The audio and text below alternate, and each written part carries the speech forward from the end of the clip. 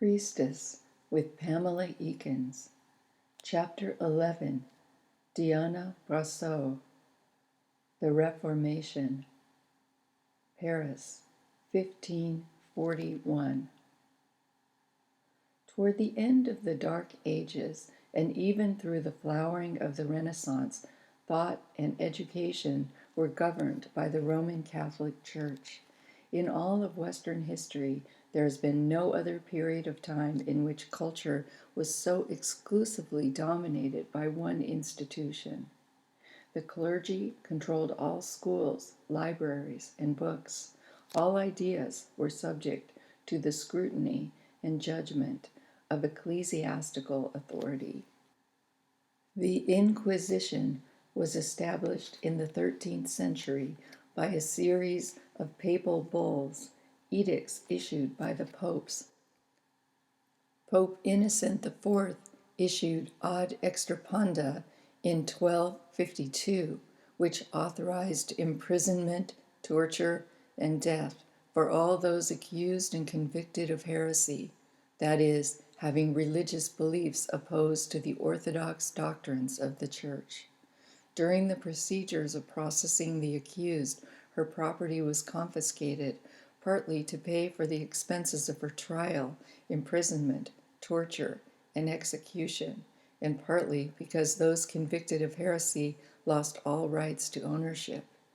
Seizure of property was viewed by the Church as a major weapon against heresy, in that it deterred others from taking the wayward path, while simultaneously generating healthy revenues for the holy purse. Being financially sound helped the Church tremendously in carrying out God's work. Pope Innocent's 1252 decree placed inquisitors, those responsible for finding and questioning suspects, above the law. Rulers and citizens alike were expected to assist these inquisitors in their work or face excommunication, fines, and the charge of complicity with heretics. In 1257, torture was officially sanctioned, and the methods used were so effective that heretics, when tortured, tended not only to confess, but to supply the names of many others who were also guilty. Thus, the Inquisition grew. The Church collected more and more goods, more and more funds, more and more property. The Inquisition targeted Jews, gypsies, women, and some men, those who appeared to be witches, hags, fairies, stick riders, herb gatherers, screech owls, spirit wolves, wise women, night monsters, card readers, workers of charms, keepers of potions, diviners, wise sayers, and others who were called hermeticists, astrologers, kabbalists, magicians, alchemists, and anyone who possessed a superior knowledge of the natural sciences. In 1215, the Fourth Lateran Council of the Church decreed that Jews who had been granted immunity from persecution earlier in the Christian era must wear a yellow cap or patch. Throughout Europe, strict laws were passed confining Jews to ghettos, usually the least desirable quarter of any given town or city. The persecution of Jews became epidemic. The Talmud was seized and burned on the grounds that its contents were offensive to Christ, and ultimately all Jews who refused conversion were expelled from England in 1290, Germany in 1298, France in 1306, and Spain in 1492. The Jews became homeless wanderers, subject to continuous intimidation, humiliation, and blatant massacres that would last for centuries.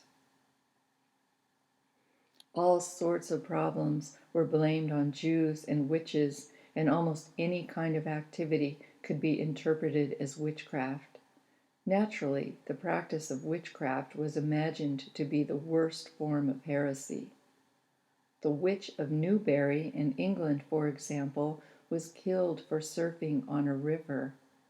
To and fro she fleeted on the board, standing firm, bolt upright, turning and winding it which way she pleased, making it pastime to her, as little thinking who perceived her tricks, or that she did imagine that they were the last she ever should show. Witches were killed for decorating tables, wearing laurels, taking omens, observing pagan holidays, speaking out, and engaging in politics. Witches were frequently clan, tribe, or community leaders. A woman could be accused of witchcraft simply because she was old or young. Mary Spencer was accused of witchcraft in 1634 because she started her bucket rolling down a hill, ran in front of it, and playfully called it to follow her. The Malleus Maleficarum, known as the Hammer of Witches, written by Dominican priests Heinrich Kramer and James Sprenger, was one of the first books published after the invention of the printing press. 6 editions were published by 1500, another 13 by 1520, 16 more by 1669. It was translated into German, French, Italian, and English. This book, a manual for witch hunting, specifically attacked women as witches.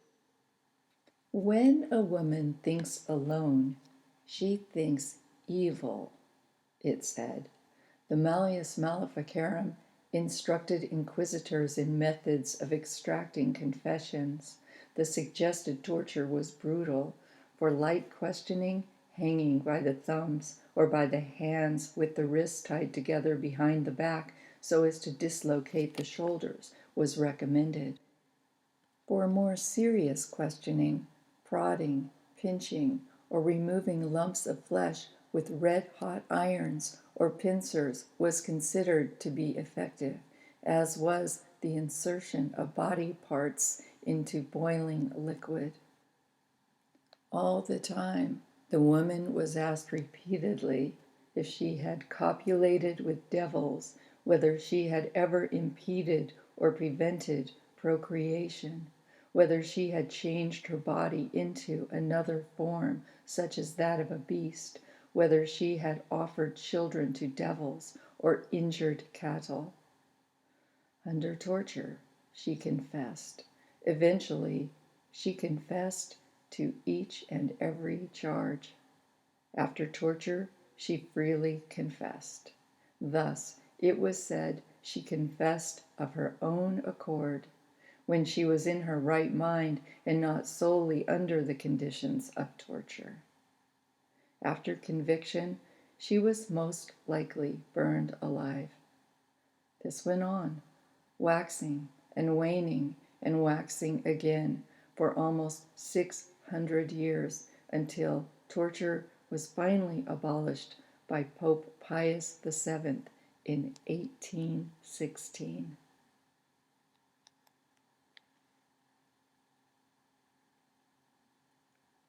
Diana called to me through the thin veils of place and time, and I did not want to hear her. It was as if she called, "My name is Diana, my name is Diana." And I could hear her thin cry faintly, but my rational mind wanted to be someplace else at some later date. Still, she would not stop calling. I was not meditating when I first heard her call, nor do I know if my guide was in attendance. I was doing ordinary things, washing clothes, answering correspondence, walking the dog, when her name reached me, echoing through the light and shadows of the eons. I was on the bluff top. The wind blew through my hair, the ocean cascaded and eddied, breaking in white swirls around the cliff base.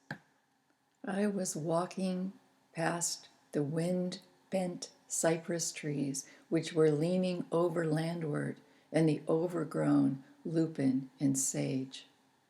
Everywhere cottontails were jumping, and Skipper, my white lab, was bounding and rooting in the pseudo-pampas grass in a frenzy, frightening and toying with the small game. That is when I heard her. At first it was fuzzy.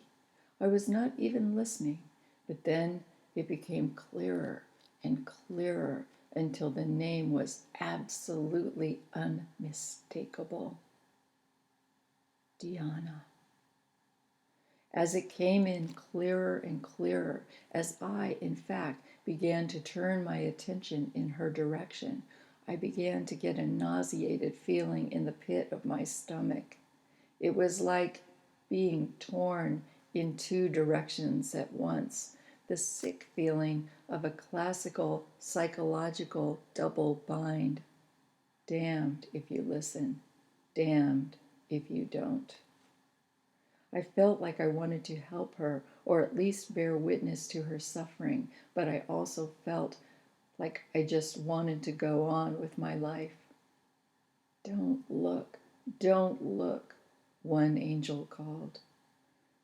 Don't look and remain at peace. And the other angel called, look, because you must. Look and become wise, become compassionate, become feeling, because we are all, every one of us, interchangeable. And this you must know if you would feign to conduct your ministry in truth. And I listened. I listened to the warning angels, and my mind went this way and that, but my heart kept hearing the call, and the call grew louder and louder. It was as if Diana herself would not let me be. She wanted me to see her face, her eyes, her condition. She wanted me to hear her plea, to know she had cried, and that her tears had been real, not just saliva she smeared upon her cheeks to attest to her innocence. I felt all these things, and still I did not want to look because I had a vague, gnawing feeling about what might be entailed, and the instinct of every cell in my body said, turn your head away or you will be in her story. And there I am, chronically helpful, chronically curious, and before I could even analyze what I was doing, I was asking, where are you? Where are you? Where are you calling from? Because there was absolutely no mistake. This Diana was crying for me, right there on the California bluff tops, centuries and systems and endless fashions later. At first it seemed like she was calling from the north, and my mind flitted about thinking, Holland, England, Germany, Ireland, Austria. My mind went in circle after circle, circling inward geographically until my sense of place was honed. I halted, fixed, focused, and the place was unmistakably Paris. Then it was when. My rational mind wanted to go to the French Revolution. I kicked a rock out of the dirt road. I had always been interested in the revolution, but Diana herself pulled me back in time, back to an earlier era. And in that earlier time and place, I suddenly saw her. I saw her distinctly. And there she was, manacled in black chains in a dungeon. Her hair, about 6 inches long, was filthy and matted and half gone, as if she had some disease of the scalp. Her colorless eyes, sunk back in her head like death holes, were half closed, as if she were dazed and glazed with insensibility. She was dressed in a filthy, tattered rag that may have been white at some point, and it covered her only to the thighs. It looked as if that was all she had on amid those frigid gray stone walls. Her bare arms and legs were covered with scars and indentations as if flesh had been removed in chunks, and everywhere I could see open sores that were festering. Her right foot, nailless, was gray with gangrene. Her lips were so pale, she looked as if the blood had drained out of her body. She was as thin as a skeleton. She had urinated upon herself, and what little urine there was tinged with dark red streaks. The place smelled of old urine and human decay. There was evidence that others had been chained up also. The sight of her made my breath catch. It made my teeth ache. It was as if my own body felt suddenly suspended in helplessness or in horror, as if there was absolutely nothing that could be done, absolutely nothing.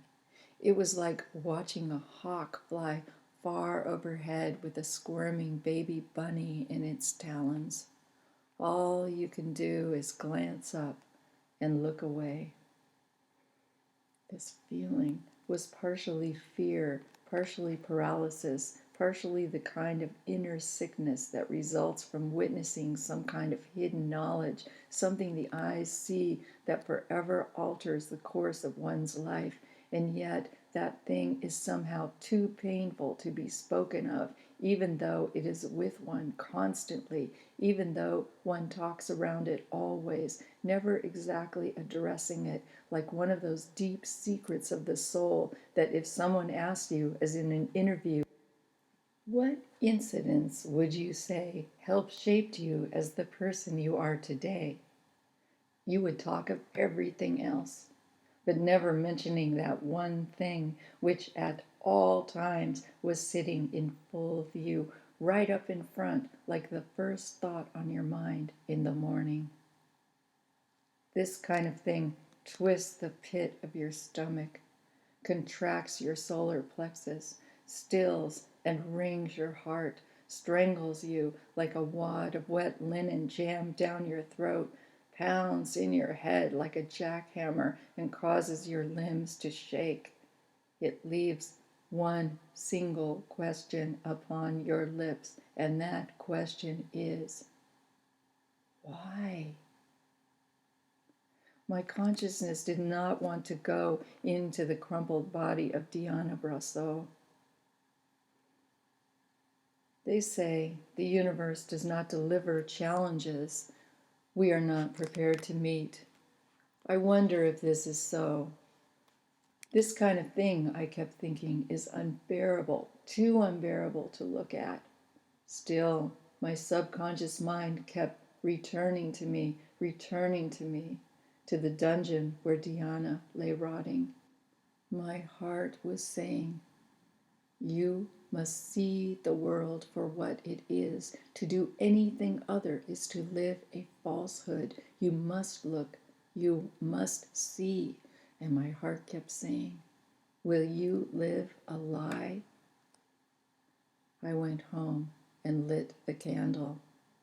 Riavec said, you cannot understand the situation of Madame Brosseau and why she was sentenced by the rules of the Hammer of Witches in the sixth manner, which happens as in the case of one who is gravely suspected of practicing witchcraft.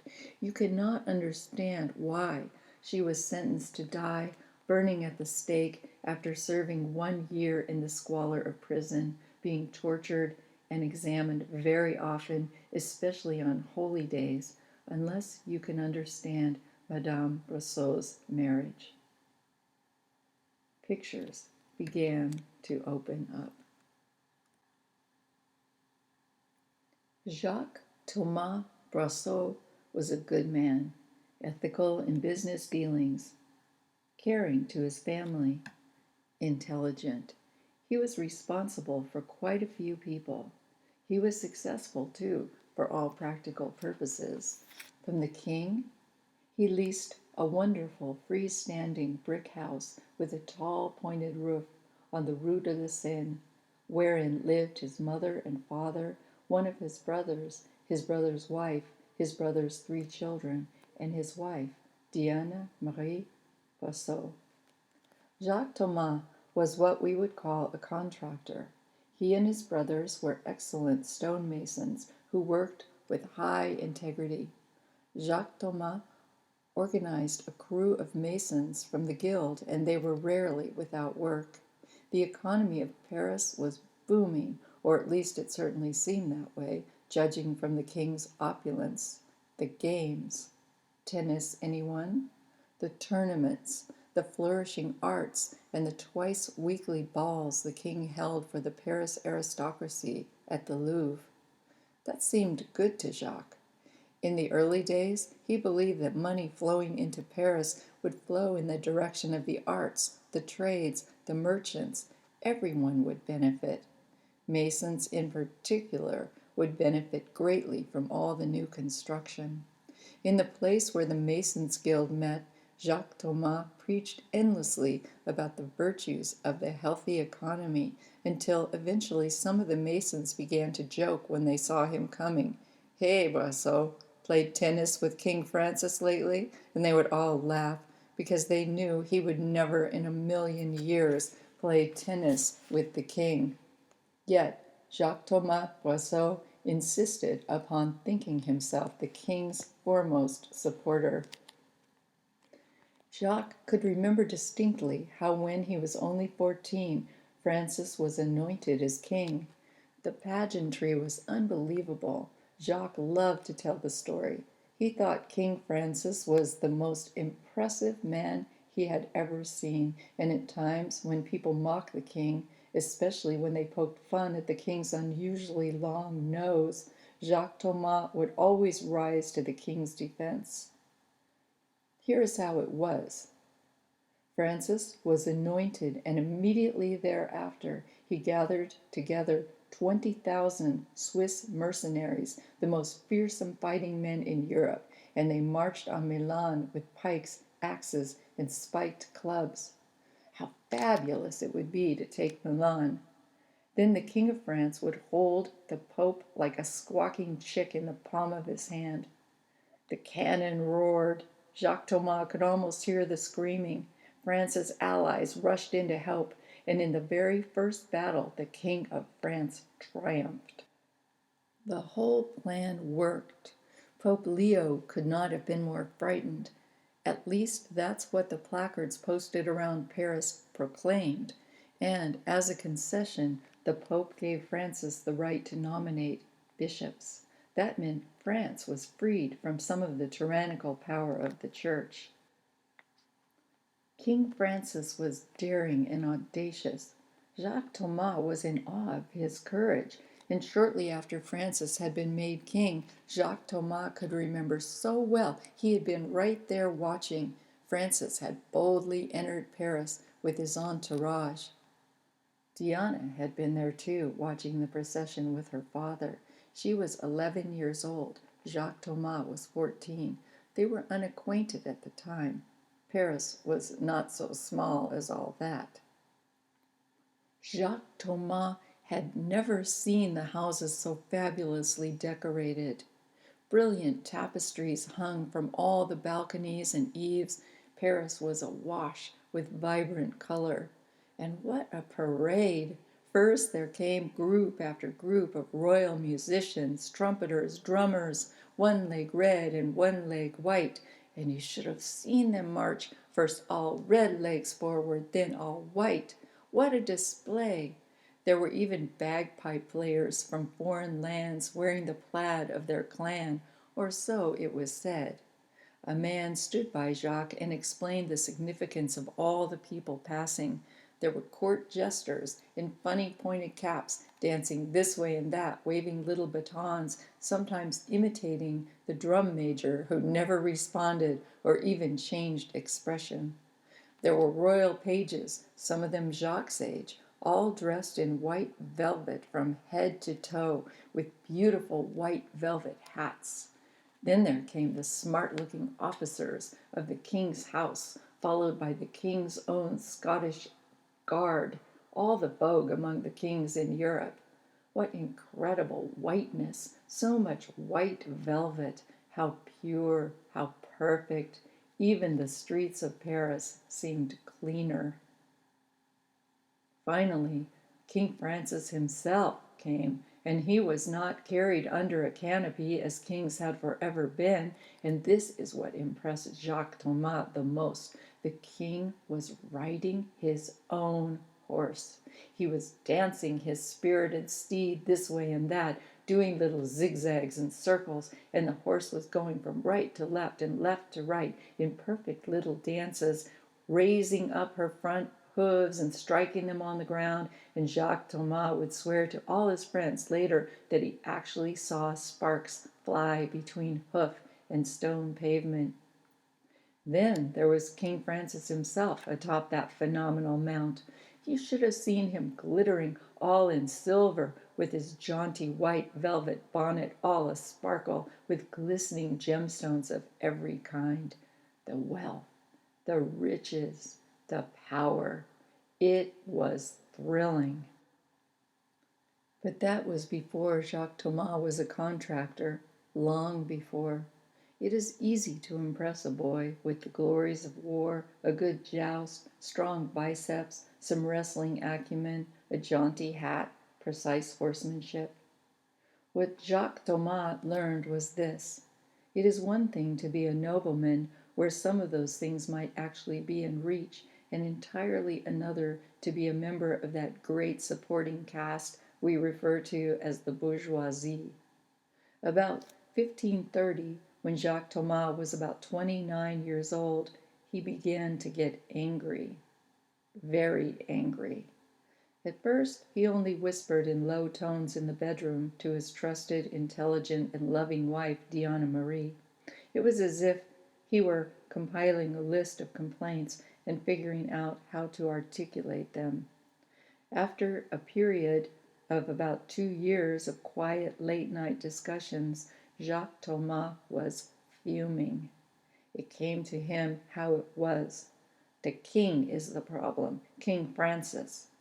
Francis, Jacques said, is amassing too much power. He keeps reducing the powers of the public courts, raising taxes, creating new tax bases, raising rents, shifting internal alliances, toying with other countries. You cannot discern where he stands.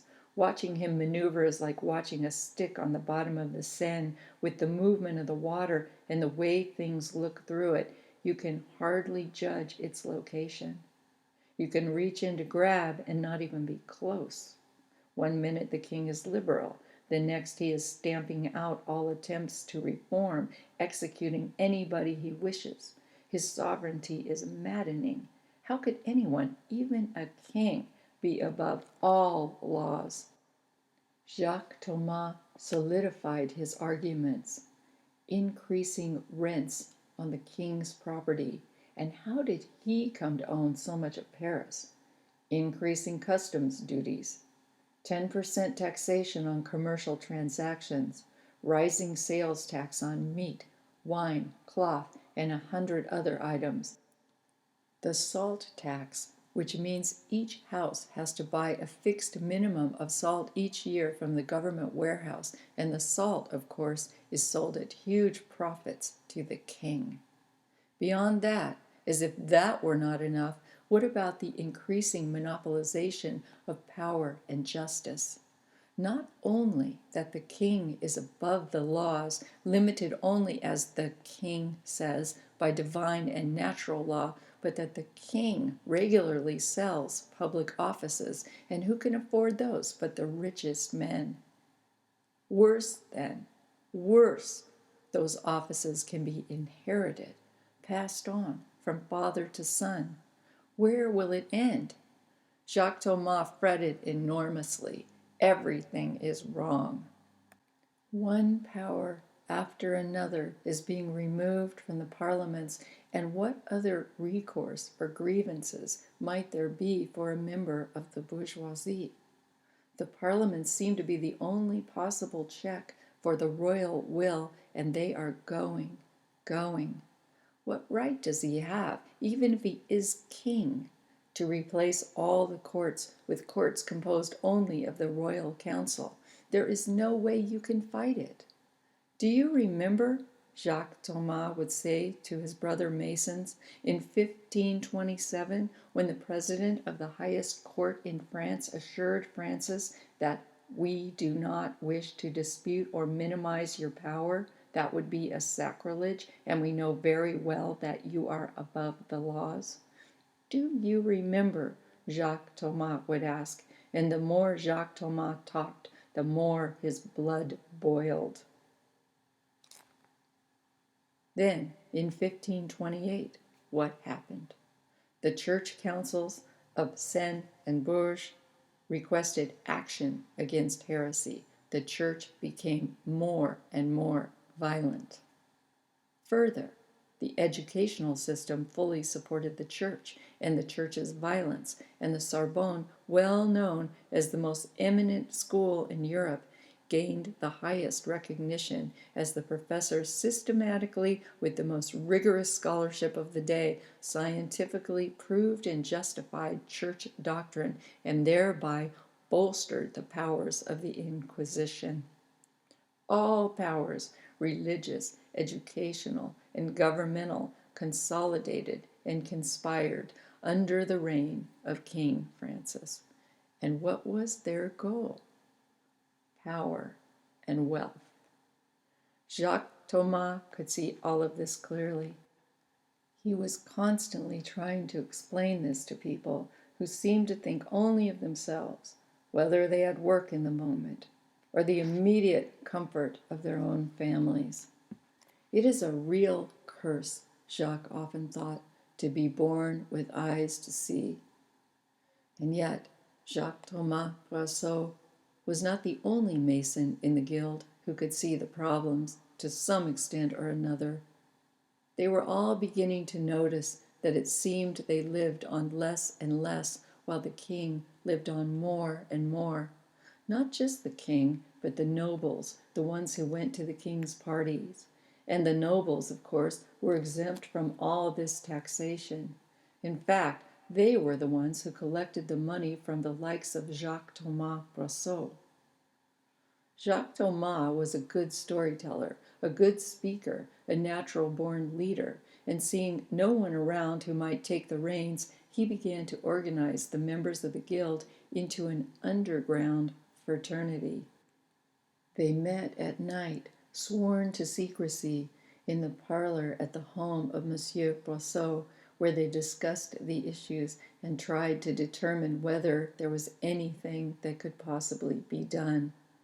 Meetings had to be conducted in secret because now anyone could be accused of treason, heresy, or even witchcraft just because they had gathered with others. The problems multiplied.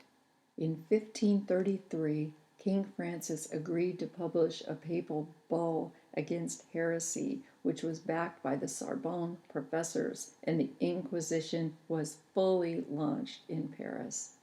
Books were banned and burned in the towns and at border crossings. Dissenters were beheaded or burned at the stake. The people, it was said, were being saved from perdition, loss of the soul, damnation, and hell, and the Holy Roman Church was being saved from dissolution.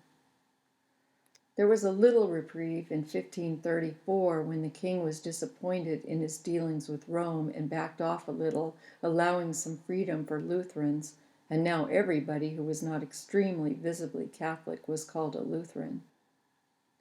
But one morning, after Paris, along with Rouen, Orléans, and several other cities awoke to find their walls plastered with placards denouncing the orthodox doctrine of the Catholic Mass and Eucharist, a specific series of prayers and ceremonies that reinforce certain patterns of thinking, King Francis cracked down.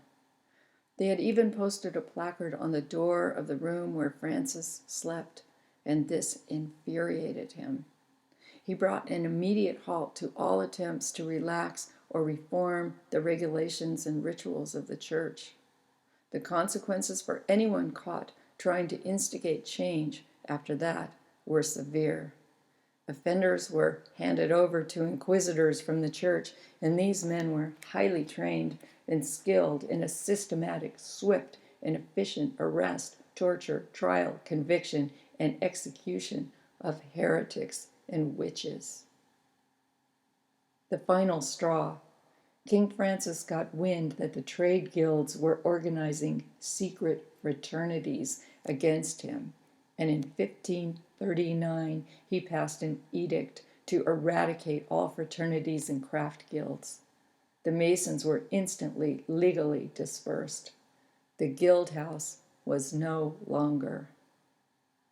This was the background, and there you have it. But politics, edicts, bulls, laws, and power struggles are not the only things that life is made of. There are layers and layers and layers of being. And over the years, Diana Marie Brosseau had a number of things to think about. The year is 1525, and this is where we begin with Diana. At 21, she had already been married 4 years, and not a single child had she been able to carry to term. Her sister-in-law, Janine, lived in the same house, was younger than Diana, and already had 3 and another on the way. Of course, Diana loved her nieces and nephew. Sweeter children could never be. But that was not the point. She tried and tried and tried to get pregnant. She had miscarried early in 3 pregnancies, but never told anyone. It was so early each time, even she was not sure herself whether she had lost a child or only some big clots of blood.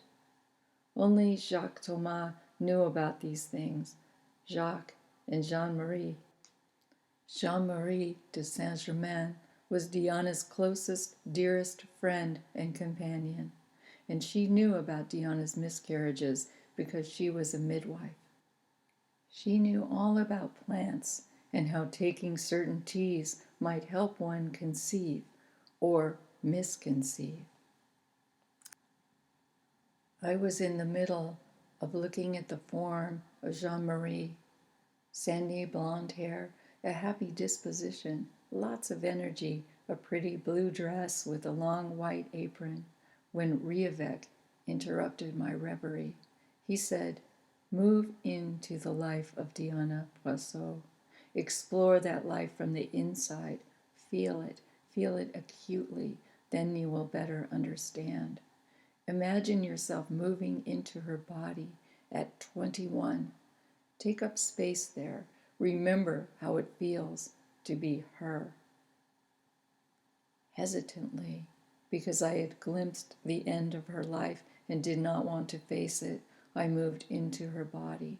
I felt her body, and it did not feel ill. It felt rather very healthy, very youthful and healthy, and at that moment, very excited.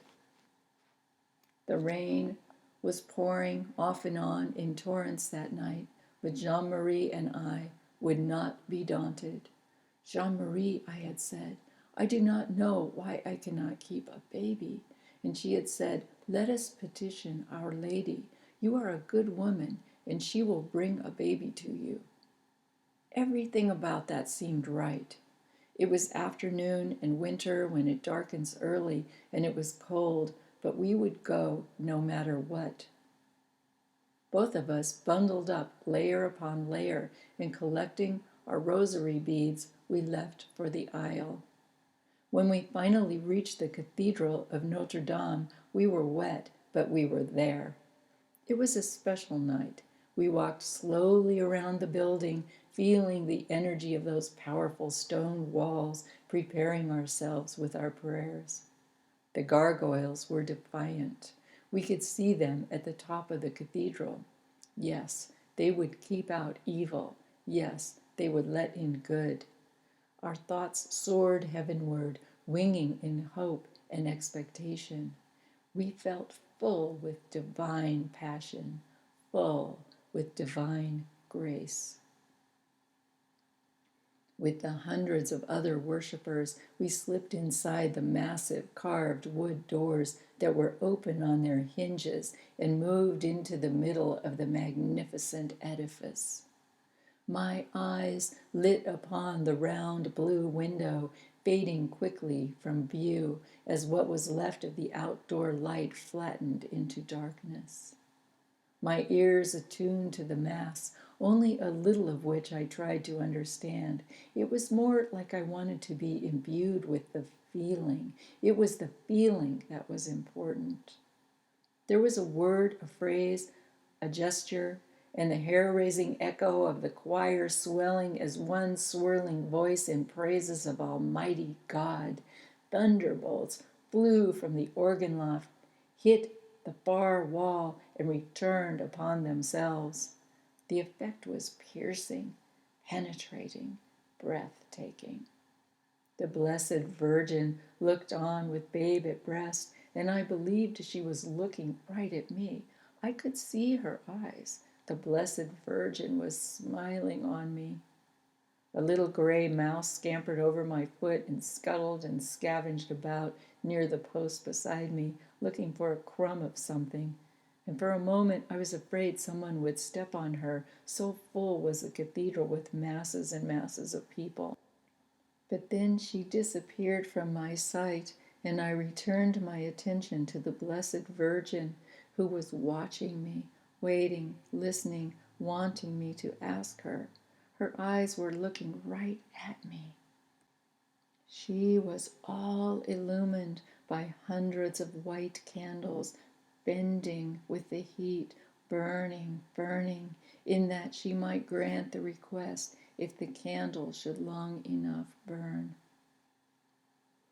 Jean-Marie and I went forward and took communion, the body and the blood, and it was as if God entered me as he had done to the Blessed Virgin, and I felt again as if I were with child.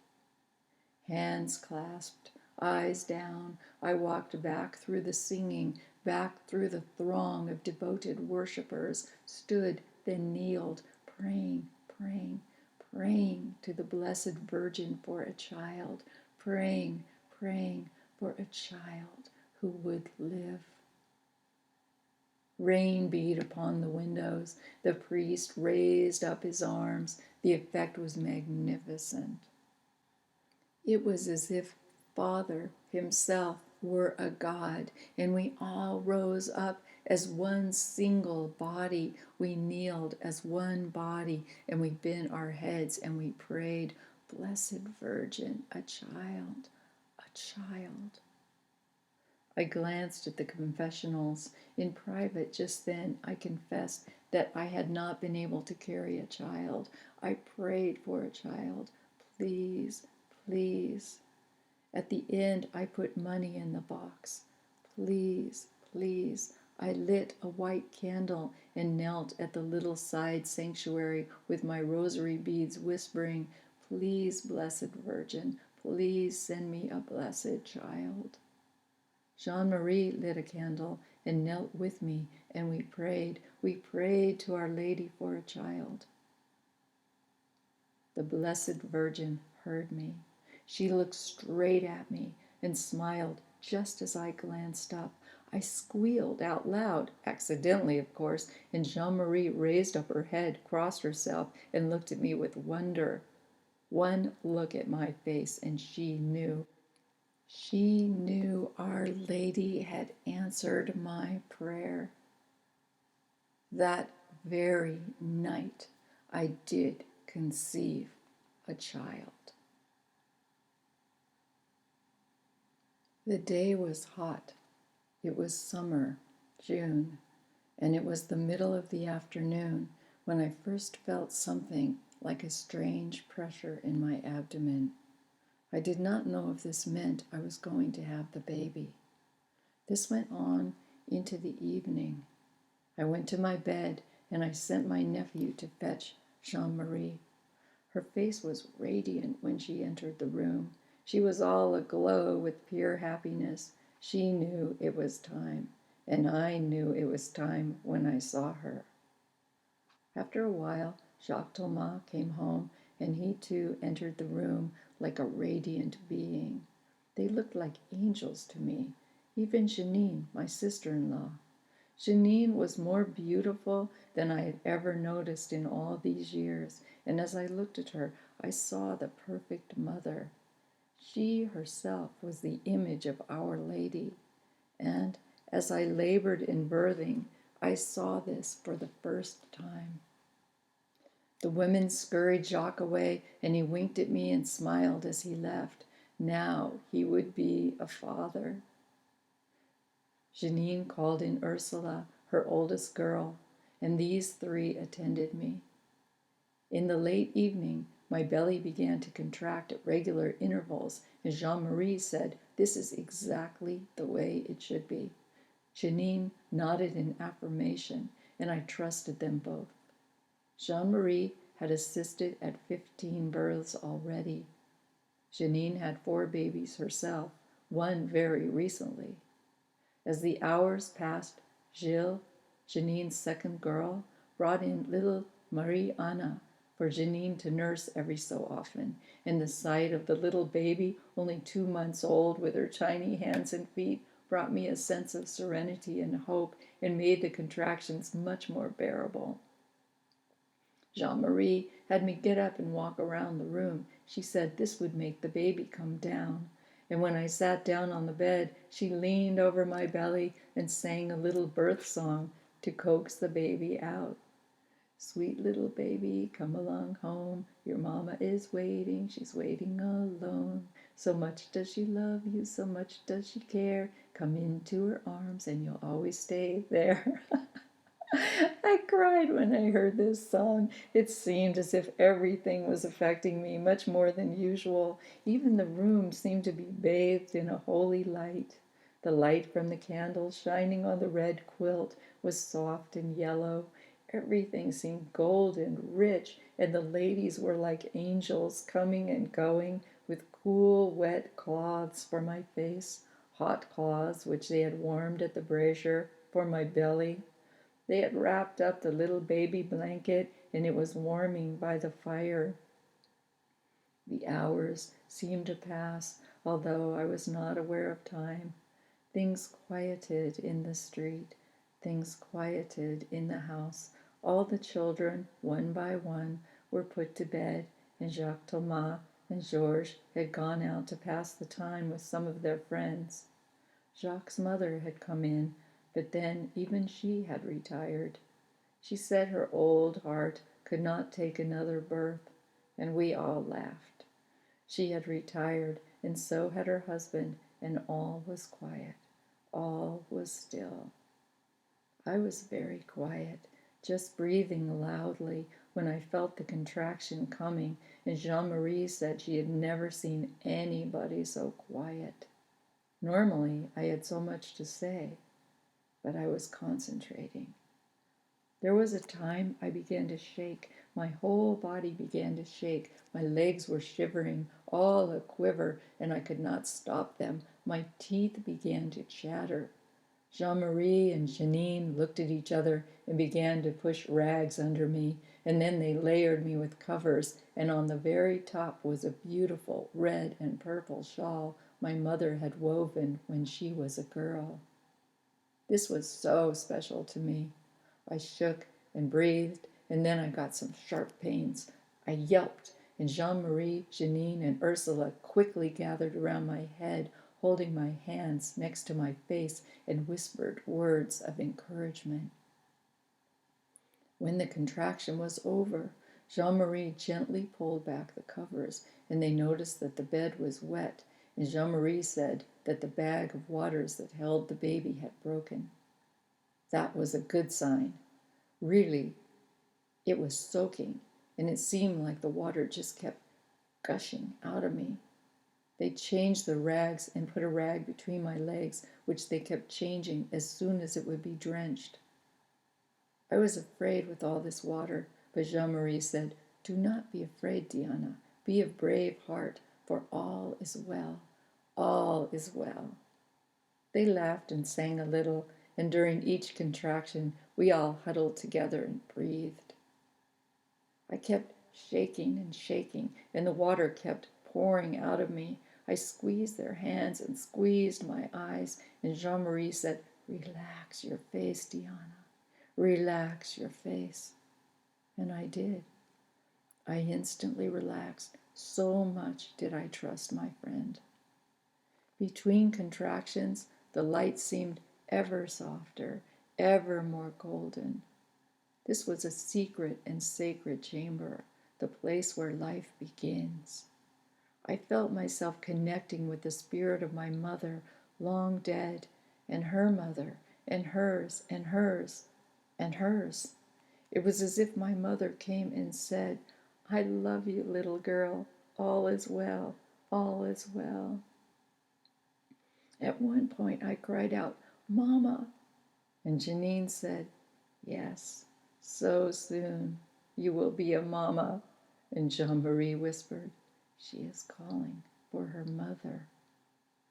I went deep inside myself, deep inside. I went deep inside the pain, and I felt my whole abdomen, the circumference, the height, the breadth, the depth, contract in a pain that seemed as endless as all eternity. I screamed. Jean-Marie said, "Shh, Diana, shh. Relax your face, Diana. Open your eyes and look at me. Open your eyes and look at me, and relax your face."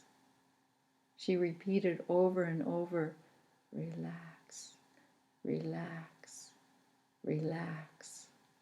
I tried. When the contraction was over, Jean-Marie said to me, "Look at me, Diana, look at me.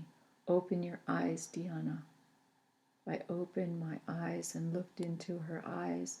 She was holding my hand, and her face was only inches from mine. I loved her. I loved her for being in my life. She was like my only sister. "Diana, pain is not a thing. It is a process. It is moving," she said. "How do you feel right now? Right now?" I said, "I feel fine." She said, "Good. Now I want you to remember that pain is a fleeting thing. It comes and goes. It does not stay with." She could not finish the sentence because another pain came. I clenched my eyes and teeth against it, but it was so severe I screamed. I began to shake my head and scream and cry and talk gibberish. I breathed harder and harder. Jean-Marie became very stern then. "Stop, Diana, stop. Open your eyes. Listen to me." The pain had passed, and I opened my eyes and looked at her. She said, "Diana, next time the pain comes, imagine that you are in the most beautiful place you have ever seen. Imagine that it is peaceful and quiet and heavenly." Again, the pain came. They were coming so fast. It was like the inside of me was a swirl with screaming pain, pain, pain, pain. I screamed. The world was ending. Wails came from my deepest inside, and I could not stop them because I was not myself. I was possessed by a devil. Possessed. The pain subsided, and it was over, and then I was fine. I knew the pain was over because I opened my eyes and looked right at Jean-Marie, and she was looking in my eyes, and she held my hand and said, "There is no pain now." And she was right. It was like I was going in and out of myself. Then she said, "Think of a beautiful place, a heavenly place." And immediately I saw heaven. I was in heaven, and it was all bathed in golden light, and the angels were there, and they were playing harps and trumpets, and they were singing, and it was like the singing in Notre Dame, only more beautiful still. And then suddenly the singing got louder and louder, and I was chanting long, loud, high notes, and I was singing with the angels, and the singing was fabulous, and we all sang louder and louder, and the trumpets played, and the trumpets blasted, and the entire holy chorus moved into one uncontrollable and glorious crescendo, and it was so fantastic, so brilliant, so beautiful, so awesome. And slowly, then slowly, it got softer, and the song ended, and everybody in the room softened and smiled. The song came and went 3 more times, and I felt myself floating on clouds, singing with the angels. But all of a sudden, it was like a wolf came inside me, and I began to growl, deep and low, growling and growling. And Jean-Marie said, "Sing low songs, sing low." And I remembered and tried to make the growls into low tones, but this hurricane inside of me swelled down, and I was pushing and pushing, and I had nothing to do with it. I had nothing to do with it. The wolf was pushing. The body pushed. The pushing came and went, and then all was still, all was silent, and Jean-Marie and Janine kept saying, "Good, good, we'll have a baby soon, Diana. Good, good." And I think they were getting things, maybe water to wash the baby, maybe the baby's blanket, maybe more rags or more candles. I think I saw Ursula's eyes, and I think they were as big as saucers. Janine held my hand and sang low notes with me. Jean-Marie removed the covers and pulled up my nightdress. I barely noticed. I only could feel the inside of my body. I remember noticing gray light outside the window. Could morning be upon us? Then the low growls, low notes. It was like my body was opening up from the inside, so huge, so huge. I was exploding. I was exploding. My hips separating, my legs separating, and I felt the angels there. One was holding my hand, and the other was holding my other hand, and they were filling the room with the sound of harps and trumpets, and I was a swirling hurricane, and it was the end of the earth, the end of the earth. Jean-Marie said, "I can see the hair, black hair. One more push, Diana. Just push a little." And I said, "But it is all still now. There are no trumpets." And she said, "That's all right. Push anyway. Push now." And I tried, but it was so hard when there were no trumpets. And then the trumpets came again, and she felt the movement and said, "Push, push." And I did push. But it was not me pushing, and she seemed to have her hand inside me, and then she said, "The baby's head is almost out." I opened my eyes a little and tried to sit up to see, but the room was dark, and the baby's face was down, and the head was part out, just suspended. And then the trumpets came again, and I pushed and pushed and pushed, and Jean-Marie said, "Good, good." And I saw her struggling quickly, and she said to Janine, "Get the knife, quick." Janine dropped my hand, and then I was pushing again, pushing and pushing, and it was the wolf pushing. It was not me. And Jean-Marie said, "Don't push, Diana, don't push." But I had to push because it was not me, and I pushed and pushed and pushed, and she was struggling against me, and I pushed and pushed, and the baby did not move out of me. Then the pushing was over, and Jean-Marie said, "This is very important, Diana. Listen. Next time you get a pain, do not push. I am trying to free the baby. The cord is 3 times around the neck. Do you hear? It is too tight to slip over the baby's head, and I have to cut to free the baby so I can bring it to life. Don't push." I did not understand, but the trumpets and the wolves were there again, and I was growling and singing and pushing and crying out, and with a huge swoosh, I felt the whole baby come flying out of me, and I vaguely saw Jean-Marie pull it up in her arms, put it down on the bed, and begin to hit it and blow and blow and blow into its mouth. Janine began to scream and cry, and she yelled at Ursula and told her to leave the room now. I was confused. I don't know how much time passed. Is it a boy or a girl? I asked. Janine wailed. I said, is my baby all right? I sat up and saw the baby for the first time. It was blue, lying all alone and naked on the bed, completely blue, obviously dead. Then I began to scream and scream and scream, and I screamed and screamed, and suddenly Our Lady stood before me, all dressed in her golden flowing veils, blue and white and purple, standing before me in a golden glow.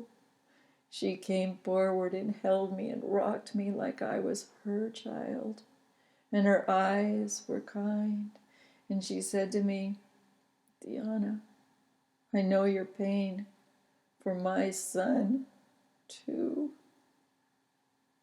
was taken.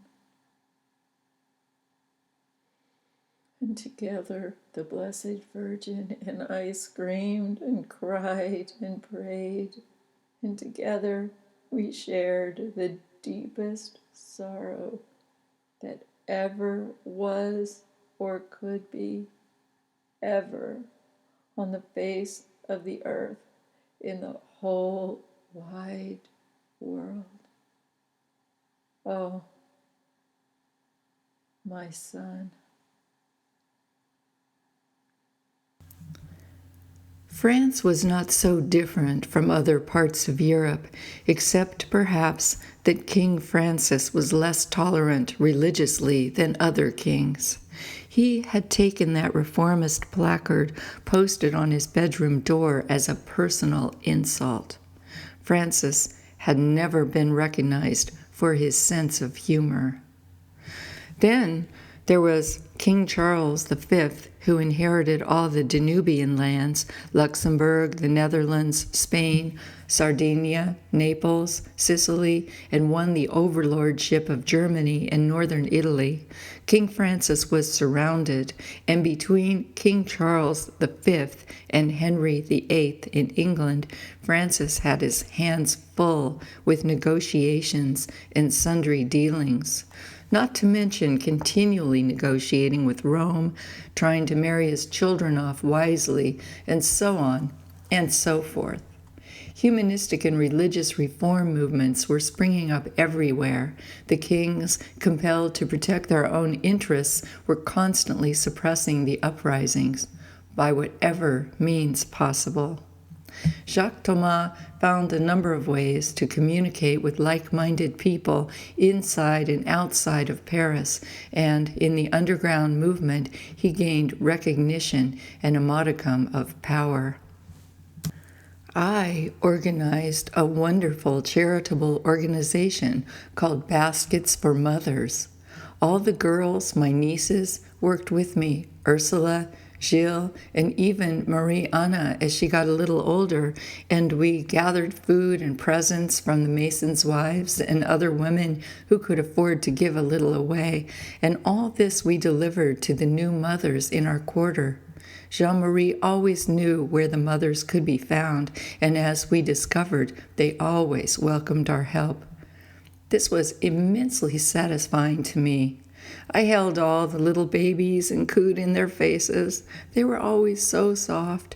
I sang songs to them, and in a way, I became a kind of assistant for Jean-Marie. I tried never to think about my little Timothy Jean, born the 16th day of June in the year of our Lord 1525, who was dead when he was born, and whom we had buried under a tree. I tried not to think about how I had to give birth to the afterbirth after I knew he was dead, or about how my milk came in and how it hurt so much, and I just had to let it dry up, because to become a wet nurse for another baby, even to nurse Marie Anna, to take away some of the torment, would have been just too painful. I tried not to think of him on the 16th day of June in the year of our Lord 1530, when Mariana was 5 years old. I tried not to think of him on the 16th day of June in 1541, when I was rotting in prison halfway through my sentence, and he would have been 16 years old. Jacques Thomas found ways to travel in and out of Paris. He said he had to do what he had to do, whatever the consequences might be. Jacques Thomas was not in Paris when the king's men came to get him that November in the year of our Lord 1540. I am grateful to God he was not there and that they took me instead. I am grateful to God that I had no children of my own that could be taken. Jacques Thomas and I and everyone in our house knew how to read. Jacques had been to the church school when he was young and had been taught to read so that he could read the Bible. He taught all of us how to read, and it was as if a wonderful door had opened. We could read, and we read many books as individuals and together as a family. But the problem was that books of interest were getting harder and harder to obtain. Books from mines were stopped at the border, shipments were searched, and many, many volumes of precious books were burned. Books were considered to be subversive material. Even knowing how to read became suspect. At the same time, the art of mass block printing was very much in vogue, and sets of wonderful storytelling cards were being produced in mines and other places as well. In the autumn of the year of our Lord 1540, when Jacques Thomas returned from a brief journey to the east, he returned with a set of wonderful cards printed in red, blue, yellow, and green. These cards, called Les Sordes, were said to be created in Venice or somewhere in that vicinity. It all seemed very romantic to me. I had never been outside of Paris. The game of Les Sordes was about placing qualities in certain arrangements. It was about recognizing certain associations that would spontaneously arise as a result of the game. It was said that drawing cards could answer questions. There were 4 divisions or suits called swords, batons, cups, and coins, with 10 cards each. There were 4 court cards after the 10 cards in each suit, and these were called king, queen, knight, and page. So there was a king of swords, and a king of batons, and a king of cups, and a king of coins. These were supposed to represent the types of kings in existence, and also certain qualities of that type of king within each person. Beyond that, there were 22 other cards that were individual people, conditions, virtues, and follies. These cards were the Fool, the Juggler, the Empress, the Emperor, the Popess, the Pope, Temperance, the Chariot, Love, Courage, the Wheel, the Old Man, the Hanged Man, Death, the Devil, Fire, the Star, the Moon, the Sun, the Angel, Justice, and the World. The idea of the game was to ask a question, mix the cards up, and then place them in a certain order to answer your questions. Or sometimes people would pick a card, Jacques Thomas said, and then have to think of someone they knew who was like the card and act out his or her qualities. Sometimes people bet money on the different games you could play. Les Sortes was illegal in Paris. Jacques Thomas thought the card game was harmless enough, and it had been given to him by brother Masons, so he had hidden it in his bag and brought it home from his travels. I was afraid, though. It was clear that Jacques Thomas' activities had now become known to the authorities, and I thought we did not need extra trouble. Also, I was worried that perhaps this card game was about divination, and that divination was a form of sorcery or witchcraft that went against the rules of God. Jacques Thomas said that was silly. I said, "Remember, Jacques Thomas," and I quoted from the Bible, "Now a man or woman who is a medium or a spiritist shall surely be put to death. They shall be stoned with stones. Their blood guiltiness is upon them." Jacques Thomas said that was not in the Bible, that I had made it up. Jacques Thomas refused to read the Bible, and he never went to church. I crossed myself. "It is just a game," he said.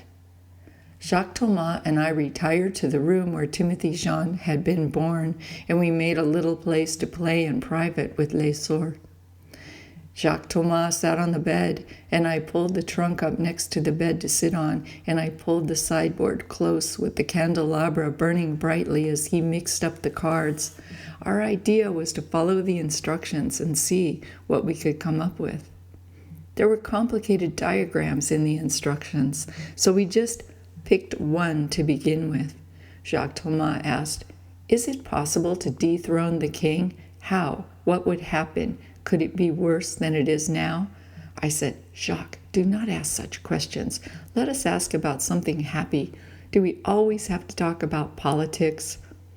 Jacques laughed, but he was already laying the cards down as the instructions said. He put out 6 cards face down, and as he was setting the deck down, a 7th card fell out face down. He raised his eyebrows and looked at me and smiled, silently placing that card with the others. He turned the cards over one at a time.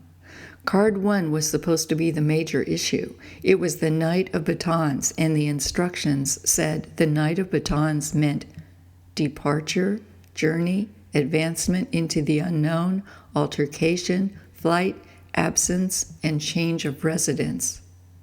Jacques laughed and said, yes, he would very much like it if the king changed residence.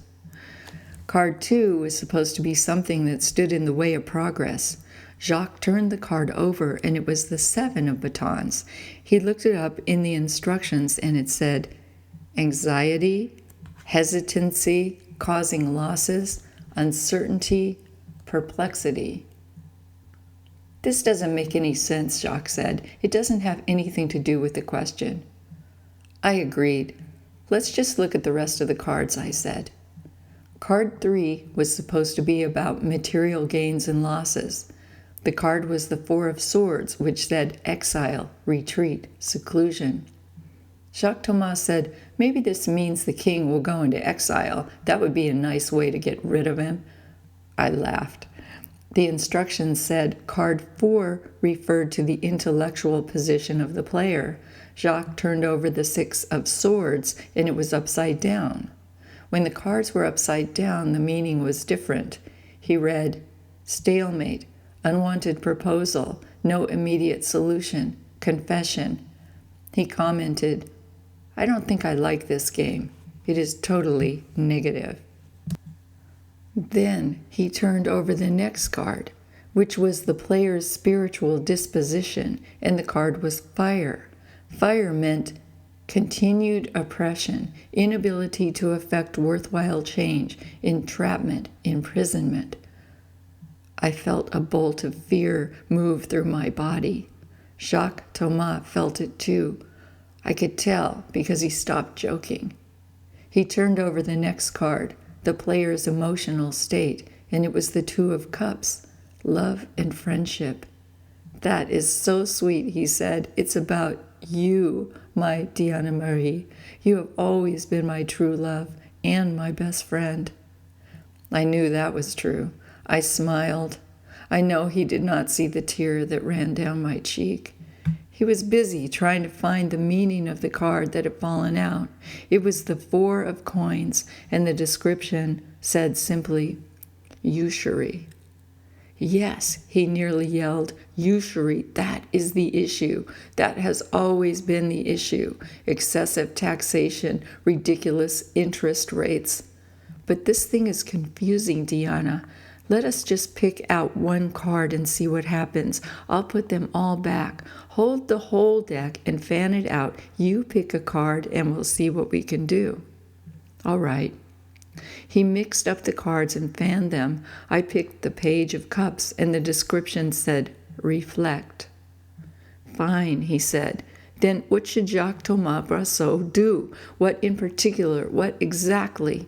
He was shuffling the cards, mixing them around and fanning them out again. He held them up for me to pick one. I did, and again, it was the Knight of Batons.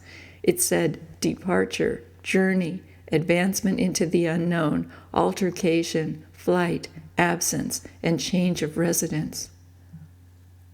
I started to cry. I could not help myself. I said, Jacques, the cards were answering about what you should do, not about the king. It was about you. And Jacques, you have to leave. You must leave. Oh, Jacques, I am so afraid. I fear your life is in danger. His face looked like I had never seen it before. He was pale and afraid. How has it come to this, he said. How? We were so young and innocent. All we wanted was to be free. All we wanted was a chance. I was crying now, and I could not hide my tears. Jacques put the cards on the bed and asked, what will happen if I stay here? The 8 of Swords, crisis, calamity, censure, criticism, imprisonment. When should I leave? The 8 of Batons, swift action, sudden movement, speed, hasty decision. Suddenly, we were both very, very afraid. What about me? I asked, and I grabbed a card out of the pile, the 7 of Batons upside down. Anxiety, hesitancy causing losses, uncertainty, perplexity. The cards were repeating themselves. What should I do? The Knight of Cups. Appeal. Jacques, the cards are saying you should go and I should stay here and appeal your case. Jacques, you must go immediately. Then I asked, what is going to happen to me? And I drew the Pope. Ritualism, religious leadership, a person with historical importance. Jacques, maybe that means the church will help us. I will pray, Jacques. You must leave. You must leave here right away. Oh, holy God, said Jacques. I never thought it would come to this. Let's ask another question, I said. Is there anything else we should know? We mixed the cards all around on the bed, both of us mixing and mixing, both of us hoping for some solace. He said, you pick, and I said, no, you. He waved his hand over the cards as if he were feeling for temperature and finally settled on a general location and dug down underneath for just the right card. He pulled up the card and turned it over. It was blank. There was nothing there. We did not know there was a blank card in the game, and we were shocked. There's nothing more, he said. We must hide the cards, said I. I crossed myself. Jacques Thomas Brosseau was packed and gone before daylight. All that autumn, during the months of September, October, and November, I studied Les Sortes. I hid the cards under a loose floorboard where Jacques Thomas and I kept the secret money. I told no one in the house about them, not even Janine, not even Ursula. Ursula was 20 now and engaged to be married to a young mason, the son of a member of the guild. Of course, the king had officially disbanded the guilds, but it is not as simple as the king might think to disband something as strong as a guild. Ursula was as dear to me as if she were my own daughter, and she always came to me, especially when she had complaints about her mother. I was a perfect resolver because I knew and loved them both. How fond we had all become of one another over the years, especially since Jacques' mother and father had died. We had moved into the position of the oldest generation, and this changes so many things. At night, I would get the cards out and arrange them according to the diagrams. I did this behind the quilt so I could quickly cover them if anyone should wish to enter my room. Usually, I asked questions about Jacques Thomas. Is he safe? Is he well? Will he ever come back? And all the time, night after night, I drew the Two of Cups, love and friendship. This was our card, 2 cups held high as if at a wedding. We were toasting each other, toasting our marriage. Whereas some are not happy with their husbands, this was not true for me. I had always loved Jacques Thomas. He had never mistreated me, and he had felt nothing but sadness for me when I could not bear a child. His parents, too, had loved me as they would have loved their own daughter. I would say our household was unusually happy compared to households I have known, except that now Jacques Thomas and Georges also were potentially in great peril. Exactly what I loved about Jacques Thomas was exactly what I despised, only because of the present circumstances. I thought of this irony all the time. I had loved his courage, his strength, his sense of justice, but it was his courage, his strength, and his sense of justice that had ruined our lives. When I drew a card to explain this to myself, the meaning of this, over and over I drew fire, inability to effect worthwhile change, entrapment, imprisonment. As I studied the cards and the strange way they repeated themselves, I could not help but realize that Les Sortes was much more than a game. While the instructions were worded as a game might be worded, the sequence of cards seemed to describe the state of the world and what might happen to you if you did not support the existing power structure. This is what I mean. With the picture cards, the first 6 were powers that were above or outside of the laws of the kingdom and the church. These were the emperor, the empress, the pope, the popess, who was described in the instruction book as Pope Joanna. I wondered who she was, and the idea of a popess became an incredible curiosity to me. And then the juggler and the fool, who were allowed into the king's court as entertainers. They were not subjected to the rules of the court in the same way that the knights and pages and even queens were. Then, the chariot and the wheel represented the continual movement and change of power and wealth. One day, a king has power. The next day, he does not. Then there was the influence of astrological forces, the star, the sun, and the moon, and these are forces over which people have no control. Then there were the virtues, temperance, love, justice, and courage, and it became clearer to me that virtuous behavior is a choice on the part of every living person, whether they are in positions of power or not, regardless of whether or not they are subject to the laws. The virtues are forces over which people have control. Then there was the old man, Father Time, who shows death will come to all, whether in power or not, whether virtuous or not. But then there was the hanged man, who was a traitor, and anyone could be seen as a traitor depending on who is in power at the moment. The hangman was being tortured by being tied up and hung upside down. And then there was fire, which showed a prison tower, and there was death. The last card was the world. All this misery existed in the world. That I could see. And there was the force of evil, which was the devil, and the force of good, which was the angel.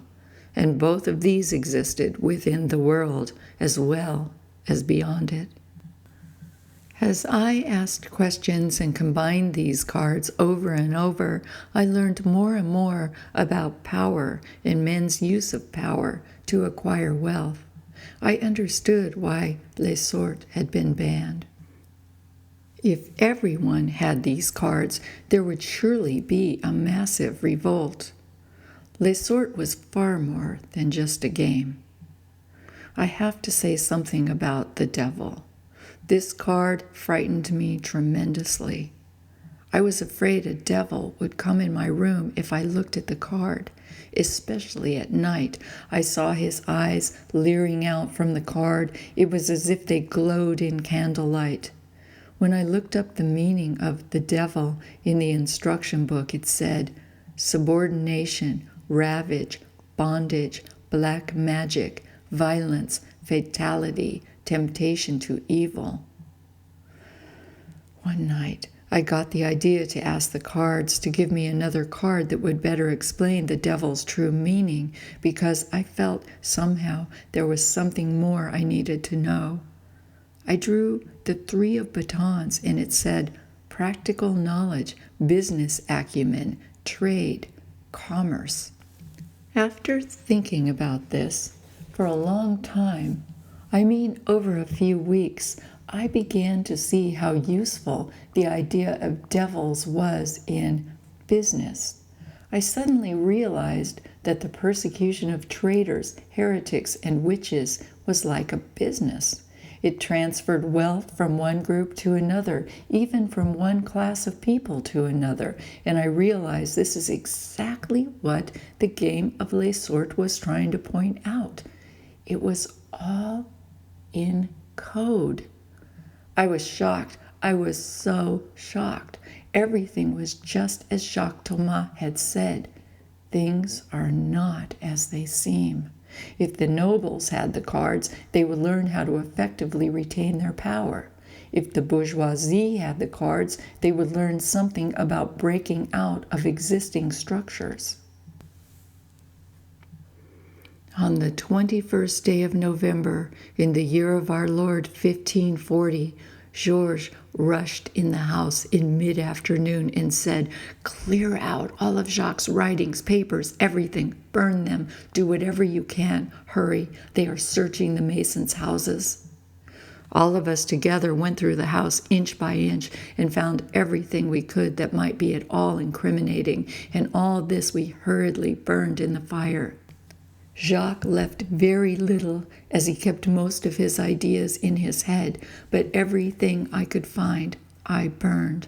But I did not want to burn Les Sorts. I would have to find a hiding place for the cards. While they were still scurrying about, I quietly dressed in my brown dress, my stockings, my leather shoes, and my cape, pinned up my hair, and put my hat on. I tucked the cards deep down in my bodice. I would take them to Jeanne-Marie. She would know what to do.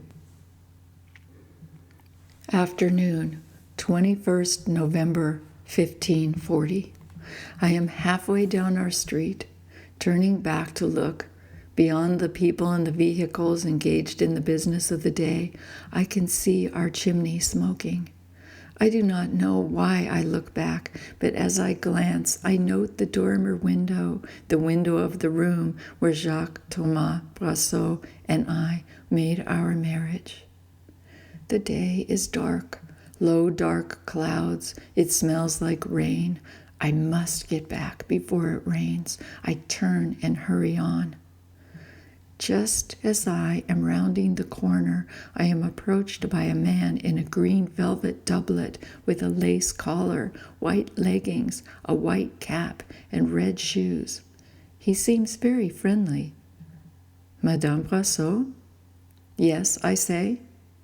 "I am pleased to make your acquaintance. I am Mr. Renier, a friend of your husband. Might I find him at home?"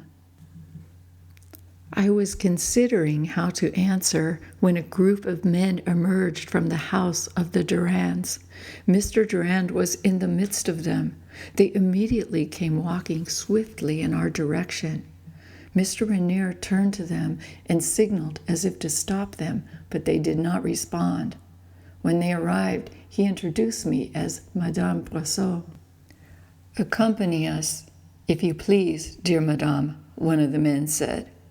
I was about to protest when he added briskly, "You are being taken for questioning by the orders of King Francis I of France." And then I saw, to my horror, parked along the side of the street, along with several other vehicles, was a prison car with bars, and there were people inside of it. Suddenly, I could not breathe, and I fainted in the street. Yes, they put me in the prison wagon. Yes, all of us, Monsieur Durand and 2 other men, 2 women, and 1 child, were taken to a stone house we had never before seen in a far quarter. I kept thinking, this cannot be. This cannot be. One of the men began to cry. In the house, I was led into a room with the woman and the child. We were asked to sit down. There were comfortable chairs there, and we were told not to speak to each other or to attempt to leave. They left us sitting there alone. We were extremely nervous. The child cried. Once I whispered to one of the women, "What is happening?" And the door, which was not closed all the way, immediately opened, and a man came in and said, "Do not speak, or the punishment could be severe." Then another man came in and sat down with some papers. He was writing on the papers and watching us. Hours must have passed. I felt a desperate need to urinate, but I fought it. I would wait. Perhaps I would be home soon. No one else said anything. Eventually, we were asked our names, which the man wrote on the papers. We were also asked the names of our husbands and the names of all of our children. I said my only son had died at birth. He wrote that on the paper as well. One of the women seemed to be Monsieur Durand's grown-up daughter. She seemed even older than Ursula. Finally, a woman arrived. She was introduced as a midwife, and she led the group of us down some stairs and into another room where she asked us once again to sit. 2 men came in and stood by the wall. She asked one woman to accompany her down the hall into another room. We heard nothing more. Then she came for the second woman and the child who was clinging to her. Finally, she came for me. She took me into a dark stone room with raw stone walls. I told her I needed to use the water closet, and she pointed to a pot. She stood there watching me. I realized I was truly a prisoner. This felt extremely humiliating, but my natural need was strong. I moved out my dress and squatted over the pot, but nothing happened. It was as if my body had completely frozen up. Then she was convinced I was hiding something. My heart stopped. "Take off your dress," she said. "No." "Take it off. You must be searched before you are questioned." "No." "Guard," she called, and the door immediately opened. He raised a baton threateningly. "Take off your dress," she said. It was then I noticed the clothing of the other women piled in the corner of the room. I saw the stone floor was wet. I saw buckets of water. There was a hole for drainage in a place where the floor sloped. There was a vent on the wall with iron bars. "Take off your dress." I began to take my cape off very slowly. She said, "Hurry." I took off my cape. She said, "Your shoes." I took off my shoes, and she picked up each one and felt inside. My hands began to shake so that I began to fumble with the fastening. Perhaps I could take my dress off in such a way that I could fold the cards into the fabric. Hurry up. I was removing the dress from my shoulders when the cards spilled out onto the floor. I gasped. The midwife said, "Ha!" and then, "Pick them up." I stood there shaking. "Guard!" she called. He immediately opened the door and stood there poised to beat me. "Pick them up," she said. I stooped down and gathered them together, my fingers shaking, my hands shaking, my knees knocking, my heart pounding. She said, "Put them down there," and she pointed to a table. I put them down, and again she called, "Guard!" When the other guard came in, she said, "Watch her," and she picked up the cards and walked out the door. I just stood there, half dressed, and the two guards stood by the door watching me. It seemed at least an hour passed. When I started to sit, one yelled, "Don't move." I felt frozen. We were silent. I could hear scratching behind the wall. I began to pray. I just closed my eyes and prayed. All the time, the guards were staring at me. After a long time, a man came in holding some papers and said to one of the guards, "This one is being transferred to the church." "Oh, thank you, I thought. I crossed myself. Two men came in and one said, "This way." I said, "Wait, my shoes, my cape." The other one laughed and said, "You won't need any shoes where you're going." And he grabbed my arm and pulled me, just as I was, down the hall, out a back door and into a waiting prison car. They took off my hat, tossed it on the ground, blindfolded me, and shoved me inside.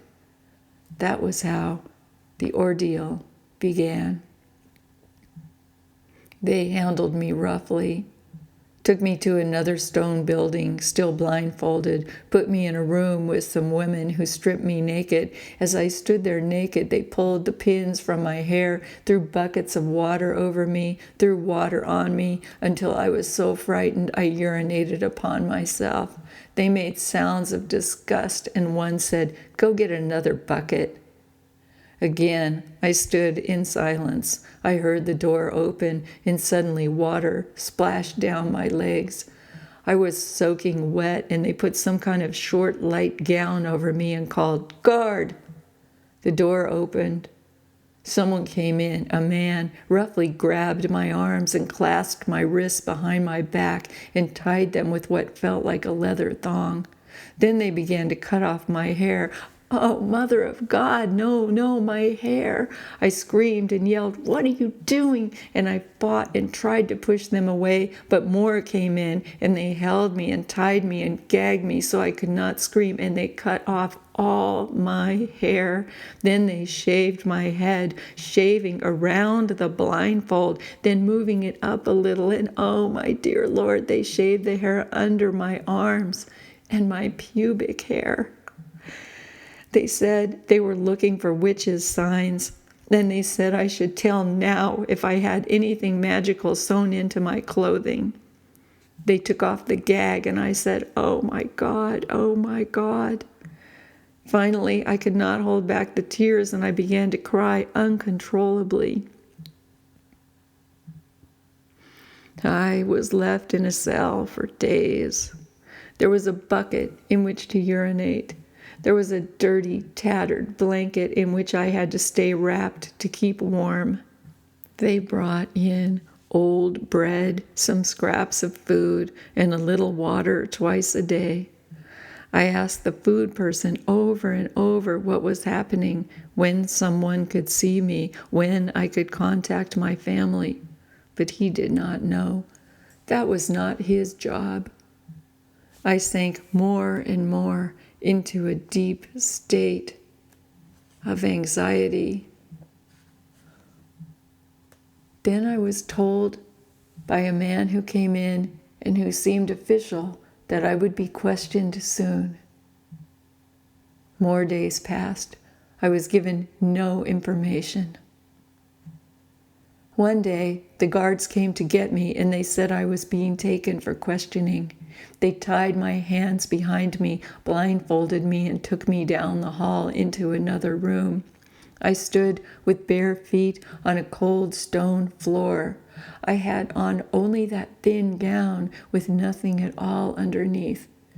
They would not take off the blindfold. There were at least 3 men there. I could hear them. They made me sit on a stool. They asked me who my husband was. I said, Jacques Thomas Brosseau. They asked me what kind of work he did. I said, he was a mason. They asked me where he was. I said, I did not know. They asked me if I had children. I said, my only child had died at birth.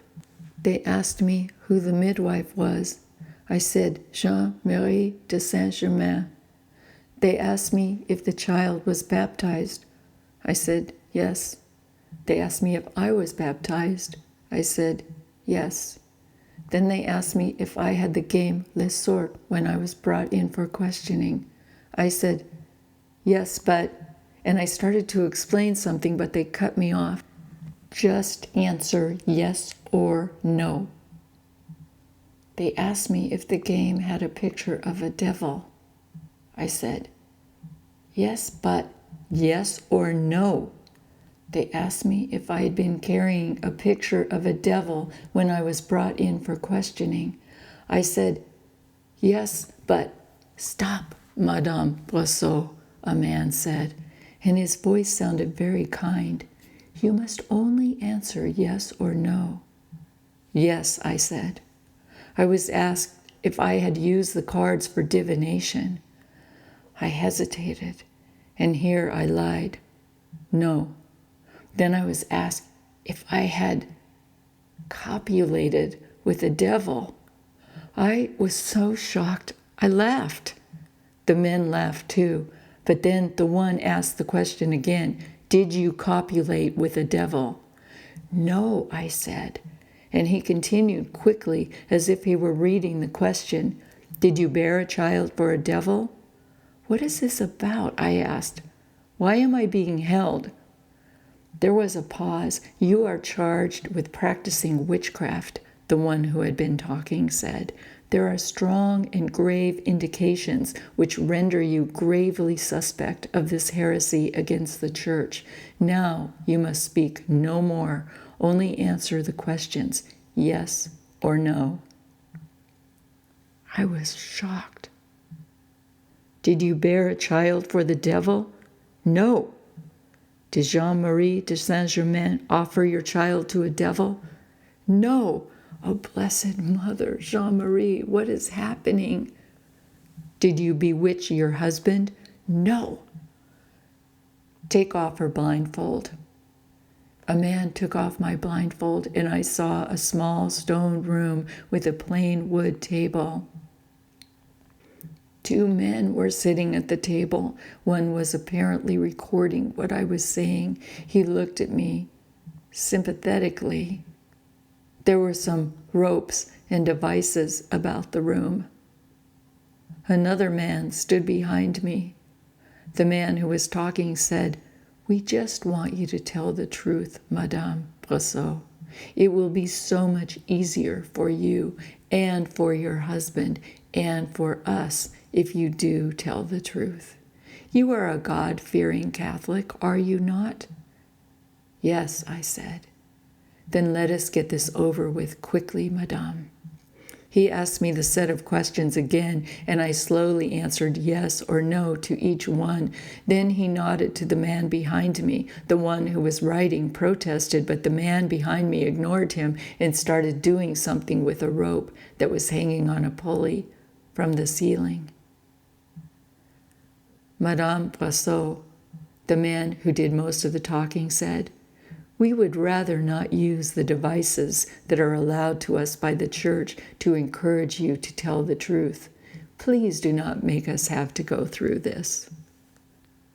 But what I have told you is true. I heard a wheel creaking as if the man behind me were turning a crank. Please let me talk with her, said the man who was writing. Go ahead if you think you can get through to her. He stood up and came to me. He took me to the other side of the room. Madame, he said, They will hurt you. They will make you tell the truth. In the name of God, just make your confession now. I cannot bear to see you go through this. It is inhuman. Please. But I have done nothing, I whispered. Please, madame. His eyes were so kind. But how could I confess what I had not done? Worse, how could I confess what I had done? He led me back and sat me on the stool again.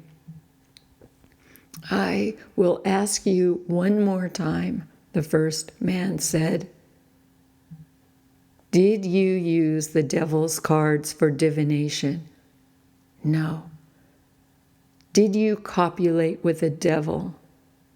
No. Did you bear a child for a devil? No. Did Jean-Marie de Saint-Germain offer your baby to a devil? No. Did you bewitch your husband? No. The machine creaked. The man who was writing looked at me and shook his head sadly. The man behind me came forward, blindfolded me, lifted me off the stool by the arm, and took me near the wall. He hooked the rope hanging from the ceiling onto my wrists where they were tied together behind me and began to crank the rope upward. When it was about as high as my shoulder blades and my arms were straight out behind me and my body was bending over forward, he asked me the questions again. Again, I answered no to each one. The machine began to creak. I felt my arms being lifted. I felt a tearing surge of pain shoot through my back. And then the man who had been writing said, "Please let her down, let her down." And the other said, "Well, perhaps she will tell the truth tomorrow." Suddenly they let me down and took me back to the cell. They did not come for me the next day, nor the next, nor the next. I do not know how many days passed, and every day I would hear footsteps in the hall, and my whole body would begin to sweat and shake. My palms would perspire, and I realized how afraid I was. One day they came. They tied my hands and blindfolded me and led me back to that room. They placed me on the stool and they began. Have you thought about the questions that were asked of you, madame? This sounded like the same man as before. Yes, I said. Fine. We will go over them again. Answer simply. When possible, just answer yes or no, if you please. Do you understand? Yes, I do. Just answer with a simple yes. Yes, I tried to appear cooperative. Who is your husband? Jacques Thomas Brosseau. What kind of work does he do? He is a mason. Do you know where he is? No. That is not a problem, Madame Brosseau. We do know where he is. I thought, he is lying to me. Jacques is safe. Do you have children? My only child died at birth. Who was the midwife? Jean-Marie de Saint-Germain. Was the child baptized? Yes. By whom? Father Paul of Saint-Marie. Were you baptized? Yes. By whom? Father Paul. Did you have the game Les Sorts with you when you were brought in for questioning? Yes. Were you carrying a picture of a devil? Yes. Did you use these cards for divination? No. I had gone over this answer 1,000 times until I could say it perfectly and emphatically. Did you copulate with the devil? I sighed. Did you copulate with a devil? Note on your paper, monsieur, that I had to ask the question twice. No. Did you bear a child for a devil? No. Did Jean-Marie de Saint-Germain offer your child to a devil? No. Did you bewitch your husband? No. The room was silent. Then I heard that creaking. What happened after that should not happen in a holy organization. What happened after that should never happen in the world. The man asked, Did you use the devil's cards for divination? No. Did you copulate with the devil? I was silent. I heard that creaking, and I was thinking. Louder, he said, Did you copulate with a devil? I was silent. Suddenly, someone slapped me hard across the face. I was stunned. Did you copulate with a devil? I was silent. I was slapped again, so hard that it knocked me to the floor where I hit my head. 2 men grabbed me by the arms and lifted me back on the stool, and my cheek burned. I believed my head was cut. Did you copulate with a devil? I began to cry as well as I could. I said, No. The man said, Make a note that she is crying. One of the men made a joke about my husband being the devil himself, and they discussed among themselves just how much I had copulated. They all laughed. I cannot repeat what they said. He asked me if I had borne a child for the devil. I said no. He asked me if Jean-Marie de Saint-Germain had offered the child to a devil. I said no. He asked me if I had bewitched my husband. I said no. Then the man said, We are just going to ask you those few questions again. We want you to tell the truth. It will be better for you and better for your husband if you tell the truth. Did you use the devil's cards for divination? No. Did you copulate with a devil? No. Did you bear a child for a devil? No. Did Jean-Marie de Saint-Germain offer the child to a devil? No. Did you bewitch your husband? No. One of the men said, She is lying. Roughly, they picked me up off the stool, moved me across the room, and I heard the wheel creak. They fastened the rope to my wrists, still tied behind my back, and I heard the turning sound begin. The one said again, We are just going to ask you once more. If you tell the truth, it will be much easier for you. I felt my arms being pulled up behind me. They pulled them up with the rope until they were about shoulder height and would not go any more. It forced me to bend over forward as I had experienced before. The creaking sound continued. They were pulling my arms up toward the ceiling.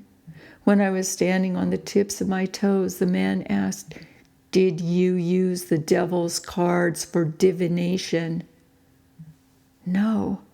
Did you copulate with a devil? No. Did you bear a child for a devil?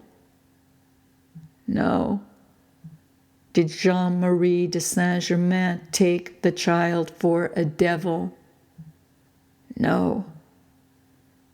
Did you bewitch your husband? No.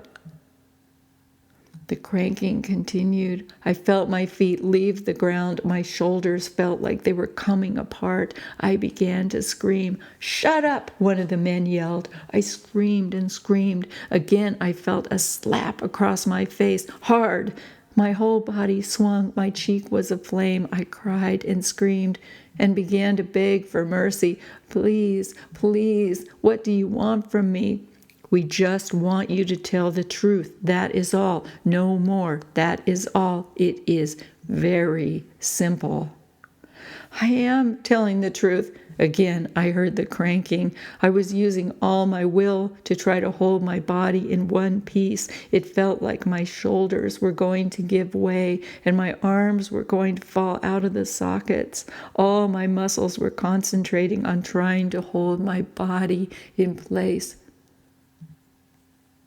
"Let's try it again," the man said, and again he asked, "Did you copulate with the devil?" I was whimpering, "Please, please," and I could not answer. And once again, "You do carry a picture of a devil, do you not?" I whimpered. Again, louder, "Do you copulate with a devil? Do you? Do you? Have you copulated with a devil?" The rope that was holding me suddenly jolted up and down, jerking my arms in their sockets. The pain was searing, horrendous, excruciating, and I screamed. Louder still, he spoke. "Did you copulate with a devil?" I screamed. "Shut up," a man said. "Have mercy, please," I cried. "Please. Answer yes or no, or we will gag you. Do you understand?" I stopped screaming, now very quietly. "Did you copulate with a devil?" I yelled as loud as I could, "No!" They dropped me down to the floor, roughly stuffed a rag in my mouth and tied a gag around my mouth and raised me up again. They jolted the machine so it bounced my body up and down. My arms were slowly breaking out of the sockets. I could feel the sockets loosening. I screamed and screamed, but the screams were catching in my throat and strangling me. Then they dropped me on the floor, ripped the gag off. I choked out the rag, and they raised me up again. I could only whimper. The man whispered, "Do you copulate with a devil?" I was lying in a heap. My arms were broken, and I whispered, "Yes."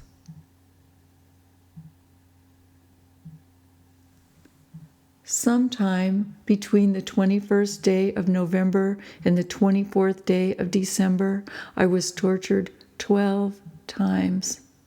I cannot say what else they did to me. I will never, ever say it. Never. It is too terrible. I was chained in a stone dungeon. I was humiliated in every way. I confessed to every accusation. I confessed under torture. I confessed when I was not under torture. I confessed to everything I was charged with and more. I named my family. I named my neighbors. I named the men in the guild. I had copulated with the devil. The devil had impregnated me. I named Jean-Marie as my accomplice. Together we had conspired to produce a child for the devil. I had bewitched my husband, and that is why he was plotting against the king. Whenever they took me for questioning, I was blindfolded. I learned this is because they were afraid I would give them the evil eye. On the 24th day of December, in the year of our Lord, 1540. I was taken into a courtroom, walking backward, so I could not give the judge the evil eye, still wearing that same prison gown. A guard held each of my arms. They were walking correctly, of course. My arms were dislocated and hanging down uselessly, but my hands were still tied behind my back in case I might attempt to get away. They forced me to drink holy water. Then a judge came up behind me, placed his hands on my head, and said, "I conjure you by the bitter tears shed on the cross by our Savior, the Lord Jesus Christ, for the salvation of the world, and by the burning tears poured in the evening hour over his wounds, by the most glorious Virgin Mary, his mother, and by all the tears which have been shed in this world by the saints and the elect of God, from whose eyes he has now wiped away all tears, that if you be innocent, you do now shed tears, but if you be guilty, that you shall by no means do so, in the name of the Father, and of the Son, and of the Holy Ghost. Amen." The whole court waited for me to cry, to prove my innocence, but I could not cry. The torturing had taken the tears away from me. I was found guilty on all counts. I was found guilty as charged by the inquisitors of the church.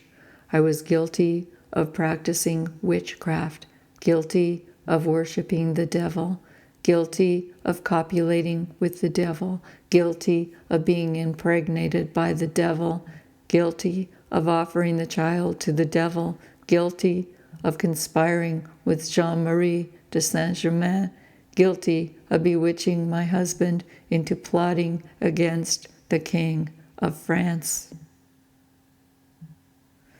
I was sentenced to death by yet another court, a criminal court, I believe, by burning at the stake. But first, I must spend exactly a year in the squalor of prison, being tortured very often, but more especially on holy days. Then I would die by burning. But since the date of my execution, according to my sentence, would fall on Christmas, and executions are not carried out on Christmas Day, I would be granted one extra day to live and be executed on the 26th day of December in the year of our Lord, 1541. The guilt of this witch, Madame Diana Marie Brosseau, wife of Jacques Thomas Brosseau, the judge had stated, is hereby determined fully according to the rules and regulations of the Holy Roman Catholic Church and sanctioned by the grace of God in the name of the Father and of the Son and of the Holy Ghost. Amen. The days came and went in darkness. This darkness is difficult to describe. It was a dim-lit grayness, a nothingness, like an abyss of complete suspension. Hell could have been no worse, and yet I settled into it as if I were dead already. At first, I tried to think about Jacques Thomas. I concentrated on sending him love in my prayers. I tried to sense whether or not he was safe. Jacques Thomas. I would call in my mind, Jacques Thomas. I thought about Jean-Marie and Ursula. I worried for their safety. At first I thought about all of them, trying to remember their tender voices, their sweet faces as the days passed, one by one. At first, I thought about my hair, my beautiful hair, long and thick and brown and curling, and I was filled with anger. the anger that comes from feeling helpless. When I thought over and over and over about how they had torn the pins from my hair and how I was worried that I would not be presentable. I replayed every event, every sentence. At first I thought I would be rescued, that Jacques Thomas or Georges would use their influence to have me freed. At first, I even thought they may raise the money to buy my freedom from prison. I waited. At first, I waited. This cannot go on, I thought. I will be rescued. When I could reach it, as best I could since I was hurting, I wrapped myself in the dirty blanket. I had a wood bucket for my excretions, and that is all. There was no way to wash, and at first I worried about this. I could not comb my hair when it began to grow out, and I remember the horror I felt in the beginning when I first felt the lice crawling. There was nothing I could do. I was alone. I saw no one. I was allowed to speak to no one. Even the food man was sickened after a bit by the sight and smell of me. At first, I was sickened by how I knew I must have appeared, but after a time, I became a dead animal, and I did not care. In the beginning, when they tortured me, I screamed and sweated and felt myself coming in pieces, and I struggled in my mind to hold my body together. I screamed and screamed for my mother. Mama, Mama. At first, I cried. How the tears came after I realized they had pulled out my fingernail. And when they broke my finger by crushing it, I suddenly remembered Jean-Marie's voice and her face right up against mine saying, "Pain is a process, Diana. Do not grab onto it, but let it flow through you and be gone like a river. Let it flow through you and then be gone." And at first, for a few times, when they took off pieces of my thigh with burning hot pincers, I could let the pain flood through me and be gone.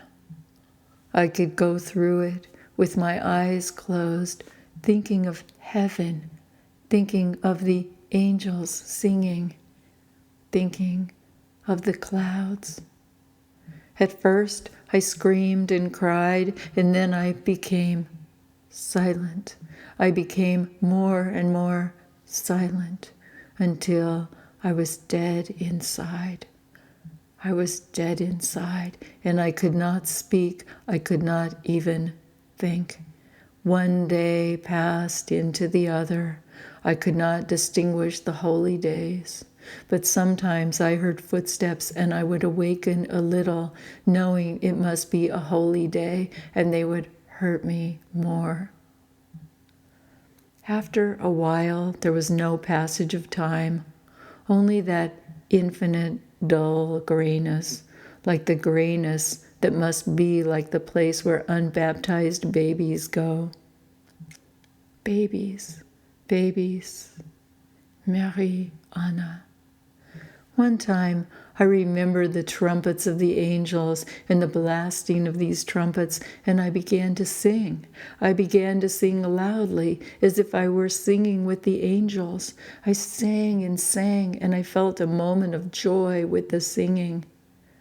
But as I was singing, I don't know if I sang for minutes or hours or days, I realized that my voice was going into nothingness. I remembered only that empty, gray nothingness, and I felt like I was disintegrating. I was becoming the grayness. After a time, I did not use the blanket. I did not try to hold myself in one piece when they applied the instruments of torture. I did not eat the stale bread. I was dead, already dead. All the tears dried. No more tears. I was dead, already dead. I did not eat the food. I did not eat. So they put a tube down my throat and poured water into my belly, and my belly got bigger and bigger, and they said if I did not eat, they would make me fat like this. And when they did that, I had thought I was dead. But I gagged and cried and vomited, and it felt like I was dying over and over and over again. One day I lay dead like a rotting animal, as cold and dead as the stone floor. One day I lay unseeing, discerning nothing, feeling nothing, thinking nothing. The angel of this sort appeared before me and said, I shall take you to heaven, and there, waiting for you, is someone who was called away from you, so he would not be hurt. And then my son appeared to me, my son, my Timothy Jean.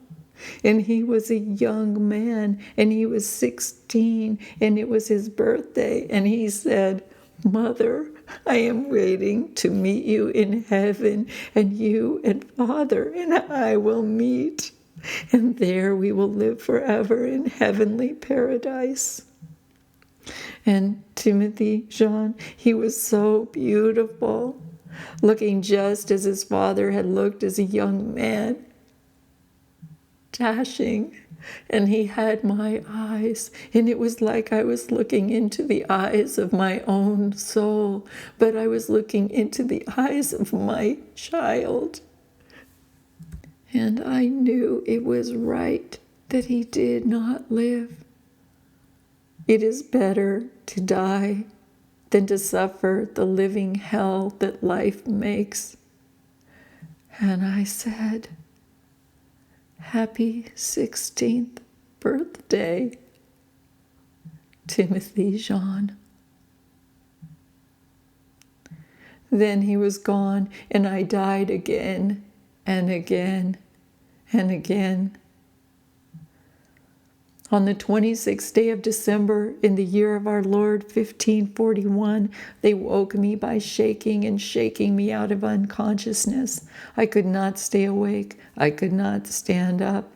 I did not care that my head was hastily shorn by some attendants, that these attendants were revolted and disgusted by me. I did not care that they brought in water and threw it on me as if to clean me as I lay there. I did not care that they were shaking me, and only briefly did the thought cross my mind that they would take more pieces out of my leg or my belly with the instrument. But even this could not move me. I was dead already dead. I tried to stand when they pulled me up, but I fainted. Then I was awake. Then I fainted again. Then my body was being rolled on a cart through the grayness, rolling on a cart, and I fainted. Suddenly, I awakened. Our Lady was holding me. The Blessed Virgin Mother was holding me, and she was like the sky. Her robes were flowing like the sky, and the sky was blue and white and lavender and glorious, and her eyes were like the sky, and they sparkled with stars, and the stars were like glistening tears, and she was holding me and holding me and holding me. and the breast of the Blessed Virgin Mother was warm, and my limp form melted into her breast, and I disintegrated in the sky. And I was wrapped in the sky, and her arms wrapped around me like the sky, and her arms became tighter, and her precious hands were about my throat, and she held me lovingly and looked into my eyes. Her eyes were like the sky, and the tears inside them were like the stars. And she spoke to me, and she cried in deep, deep pain.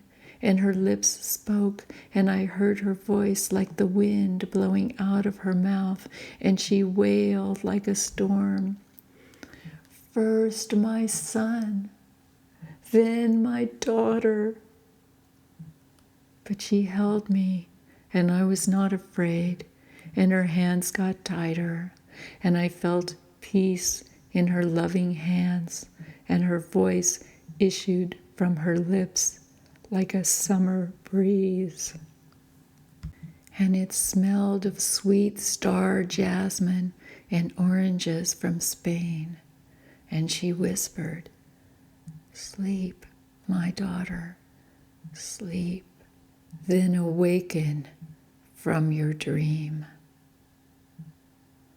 And she was holding me, and her hands were tight about my neck, and then I could not breathe, and I floated, floated, floated into a deep and dreamless sleep.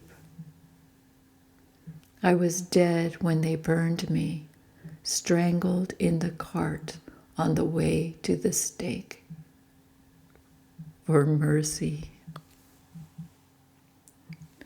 My breasts ached, and I felt sick to my stomach.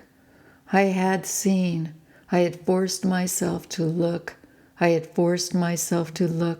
wanted the story to be over, but I knew it did not end there.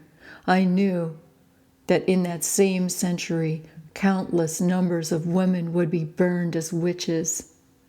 The still extant records of documented witch trials show that over time there were 2,000 witches executed in Bavaria, over 1,000 in Trier, over 400 in Nassau, over 800 in Westphalia, at least 274 in Eichstätt, over 200 in Walbeck, in Schaumburg, 430 in Lippe, 1,000 in Kermainz, 1,602 in Bamberg and Würzburg, 700 in Fulda, 1,000 in Bohemia, 1,500 in Austria, over 5,000 in Alsace, over 3,000 in Lorraine, 55 in Montbéliard, 90 in Vaud, 141 in Geneva, 214 in Neuchâtel,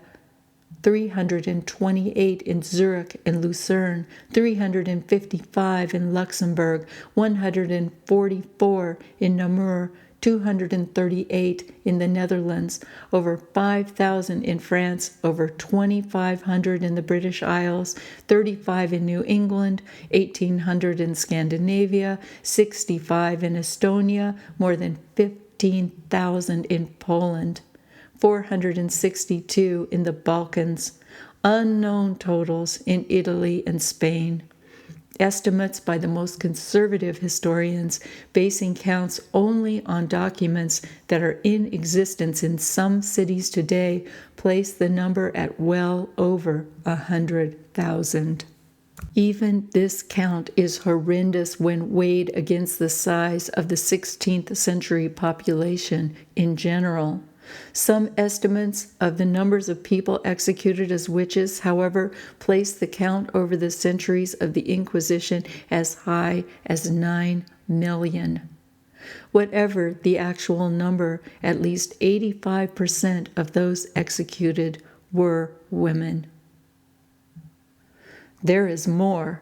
I knew as I came out of meditation on the seventh day of my meditations in preparation for ordination that the people of the 16th century would continue to organize. I knew that by the end of the century, Les Sortes, which would be called by the names of Tarocchi and Tarot, would be all over Europe, and that all over Europe it would be illegal because it was a coded book that called those who were oppressed into revolution. It showed people the way out. I knew that the cards and other systems were known and held by the underground crafts guilds and others involved in the various social movements directed at religious reform. I knew that the Inquisition would shortly begin to unceremoniously roast hundreds of male Rosicrucians, Freemasons, and others accused of possessing magic, consorting with the devil, and holding the keys to the ancient mysteries. Even as late as 1738, an anti-Masonic papal bull called In Eminente Apostolatus Specula was issued by Pope Clement VII. By this decree, Freemasons were condemned and excommunicated together with those who promoted their cause. In part, their cause was simply to develop a fraternity to explore and educate in accordance with the intellectual development of the day. But intellectual activity was considered to be subversive, as was the fact that all over Europe the Freemasons were concerned with religious freedom, and not only were they beginning to reawaken the suppressed teachings of the ancient mystery schools, they were also beginning to admit women to their lodges. All of this activity was considered suspect by the Church, highly suspect. It threatened to overturn the way things were organized. It threatened to undermine the positions and roles of male and female. It threatened to dissolve the very pillars of society. In the year of Pope Clement's anti-Masonic bull, Freemasonry was suppressed in many countries. However, in many, many more, new Masonic lodges were established. In the following year, 1739, alarmed by the organizational activity of the crafts guilds, Pope Clement issued a still more vigorous edict in which Freemasons were made liable to the death penalty, confiscation of goods, and exclusion from future grace or mercy. In the meantime, freedom of religion had become a battle cry throughout Europe as well as in the New World.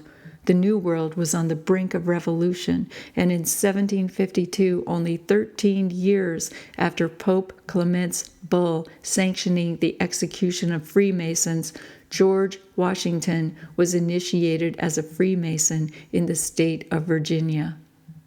In 1776, the year of the American Revolution, George Washington was the Grand Master of the Alexandria Lodge of Alexandria, Virginia, and on April 30th, 1789, he was inaugurated as the first President of the United States.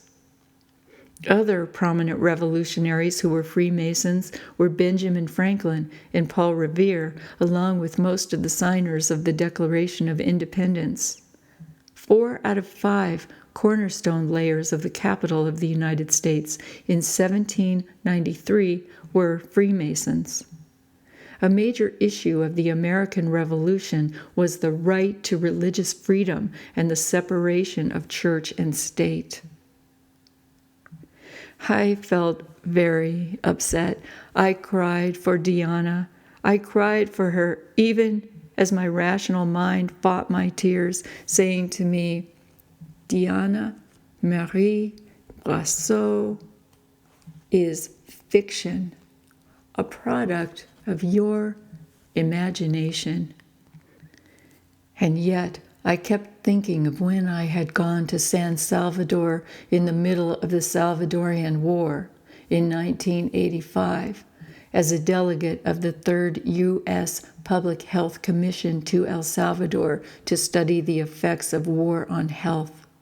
The commission was composed of 14 doctors and nurses, one journalist, and me, the only social scientist.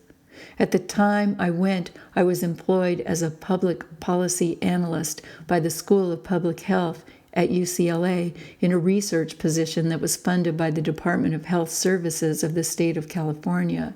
And at the same time, I held a position as a research scholar at Stanford University, although I did not go to El Salvador as a representative of either institution. With my PhD and my background in health and healing, I thought I had a fairly good understanding of how things might be. But what I saw in El Salvador should never, ever happen in the world. The torture, the pain, the suffering. I remember how a woman in San Salvador sighed behind me as she tied about my neck a black crucifix for death and a red crucifix for blood. Both crosses, fashioned of wire wrapped with thread, were made by incarcerated political prisoners who somehow had the crosses spirited out of jail. I remember how this woman told how she cried and screamed as men came to arrest her 17-year-old daughter in the middle of the night. There was a knock on the door, the woman said, then another, and when I ran to open the door, the room filled up with hacienda police who said they were doing a cleanup job in the barrio. They asked, "Who are you? What is the name of your family?" And then they ran to the bed and pulled Christina up by the hair and said, "It's you we're looking for." I said, "Please respect her. She has a baby." Christina, she said, had been sound asleep with her 3-month-old. But the policeman picked up the baby by the foot and threw it across the room onto another bed and pointed to me and said, "You're still young enough to take care of the baby." And I said, "Wait, let her get her shoes." But they said, "Where she's going, she doesn't need shoes." Then they tied a cloth around her eyes and put her in a tank. All the time I kept pleading, "Where are you taking her? Where are you taking her?" And Christina only yelled at me, "Mama, I'll come back to you. Take care of my baby." 3 days later, her daughter reappeared, dead by the side of the road with 2 of her girlfriends from school. One eye had been torn out of its socket, her face had been destroyed, and one of her arms and one of her legs and the whole left side of her body had been burned. Christina was too mangled to be prepared for burial. In El Salvador, I sat in a room with 17 mothers of children who had been taken away. They told me that some of their children had been found, all of them dead, but most had never been found. They told me they had an organization, the Mothers of the Disappeared, and that there were 550 Salvadorian mothers involved. They said, "We need psychologists, not bullets." They said, "We know no communism. We know no democracy. All we know is pain and suffering."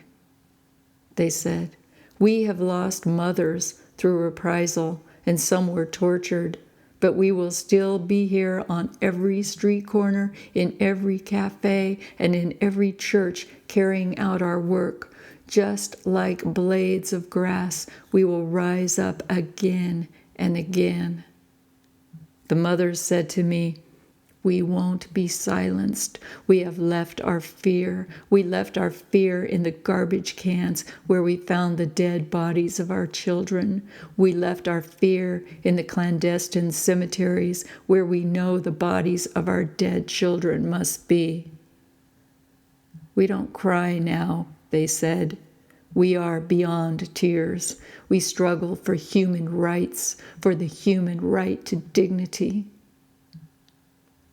Then I remember how one woman began to cry. Then another, then another. Then the cries of all 17 women rose up and began to commingle into one long, terrible, and continuous wail. They cried and cried and cried. And Sandra and Nate and I, 3 native children from Los Angeles and San Francisco, wailed and wailed and wailed until Sandra finally spoke, and all she could say was, "Your pain is our pain." We are never beyond tears. And what about the other 20th century tragedies? Germany, Korea, Vietnam, Nicaragua, Lebanon, Chile, Cambodia, Bosnia, Uganda, Iraq, Nagasaki, Hiroshima, Angola, Afghanistan, Rwanda, even Ireland. The list is endless. You could expand it and expand it. Throughout the world, Christina is dragged out of bed. Throughout the world, her little tiny baby is tossed across the room. Throughout the world, Christina is raped. She is tortured. She is killed. In every country, Diana Marie lies rotting in prison. How can we go on? "My sister," said Riavec. "He was sitting in my room, meditating with me. He had never left me." You have been schooled in the earth world. You are beginning to comprehend the great transitions of 5 millennia. For more than 250 generations, you have walked upon the earth. And as Sandra said, you are beginning to understand that all the pain of the world resides in your own heart. All the world's joy resides in your heart also. My dearest sister, that is why you will now begin to teach. You are remembering everything. You are forcing yourself to see. You are blocking nothing out. And as your sorrow grows, so does your compassion. You have something to say. And now, dear one, twin of mine, you will begin to put forth spiritual values, values that integrate, values that include, values that honor and sacralize, values of freedom and justice. You will speak, you will teach, you will write, and your speaking and teaching and writing will be far beyond what you thought it would be. It will be far beyond the nature of what you thought of as good speaking, good teaching, and good writing when you were fully engaged in the earth world's universities. Your time has come. The time is now. I sat before the candle in awe. And it is not as you thought it would be, said Riavec. It is not as simple as any of us thought. None of us knew how deep the experience would be. When you left for Earth, Silver Reed, you were so uncomprehending.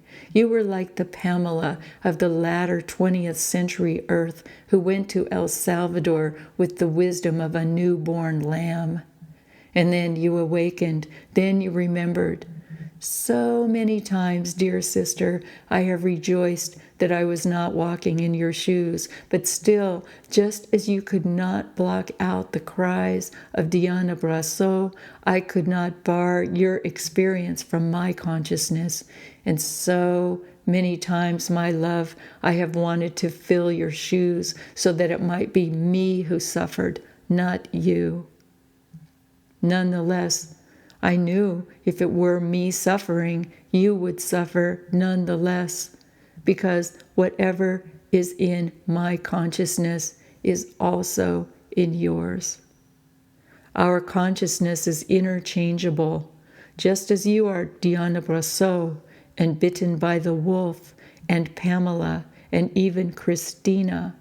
I, too, reside in universal soul. Our consciousness is one, dear sister, and when one suffers, all suffer.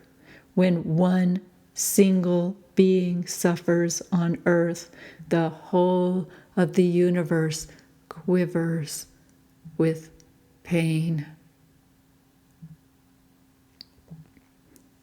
I held my solar plexus and rocked. It is all right, Riavec whispered gently. We are ready for the task.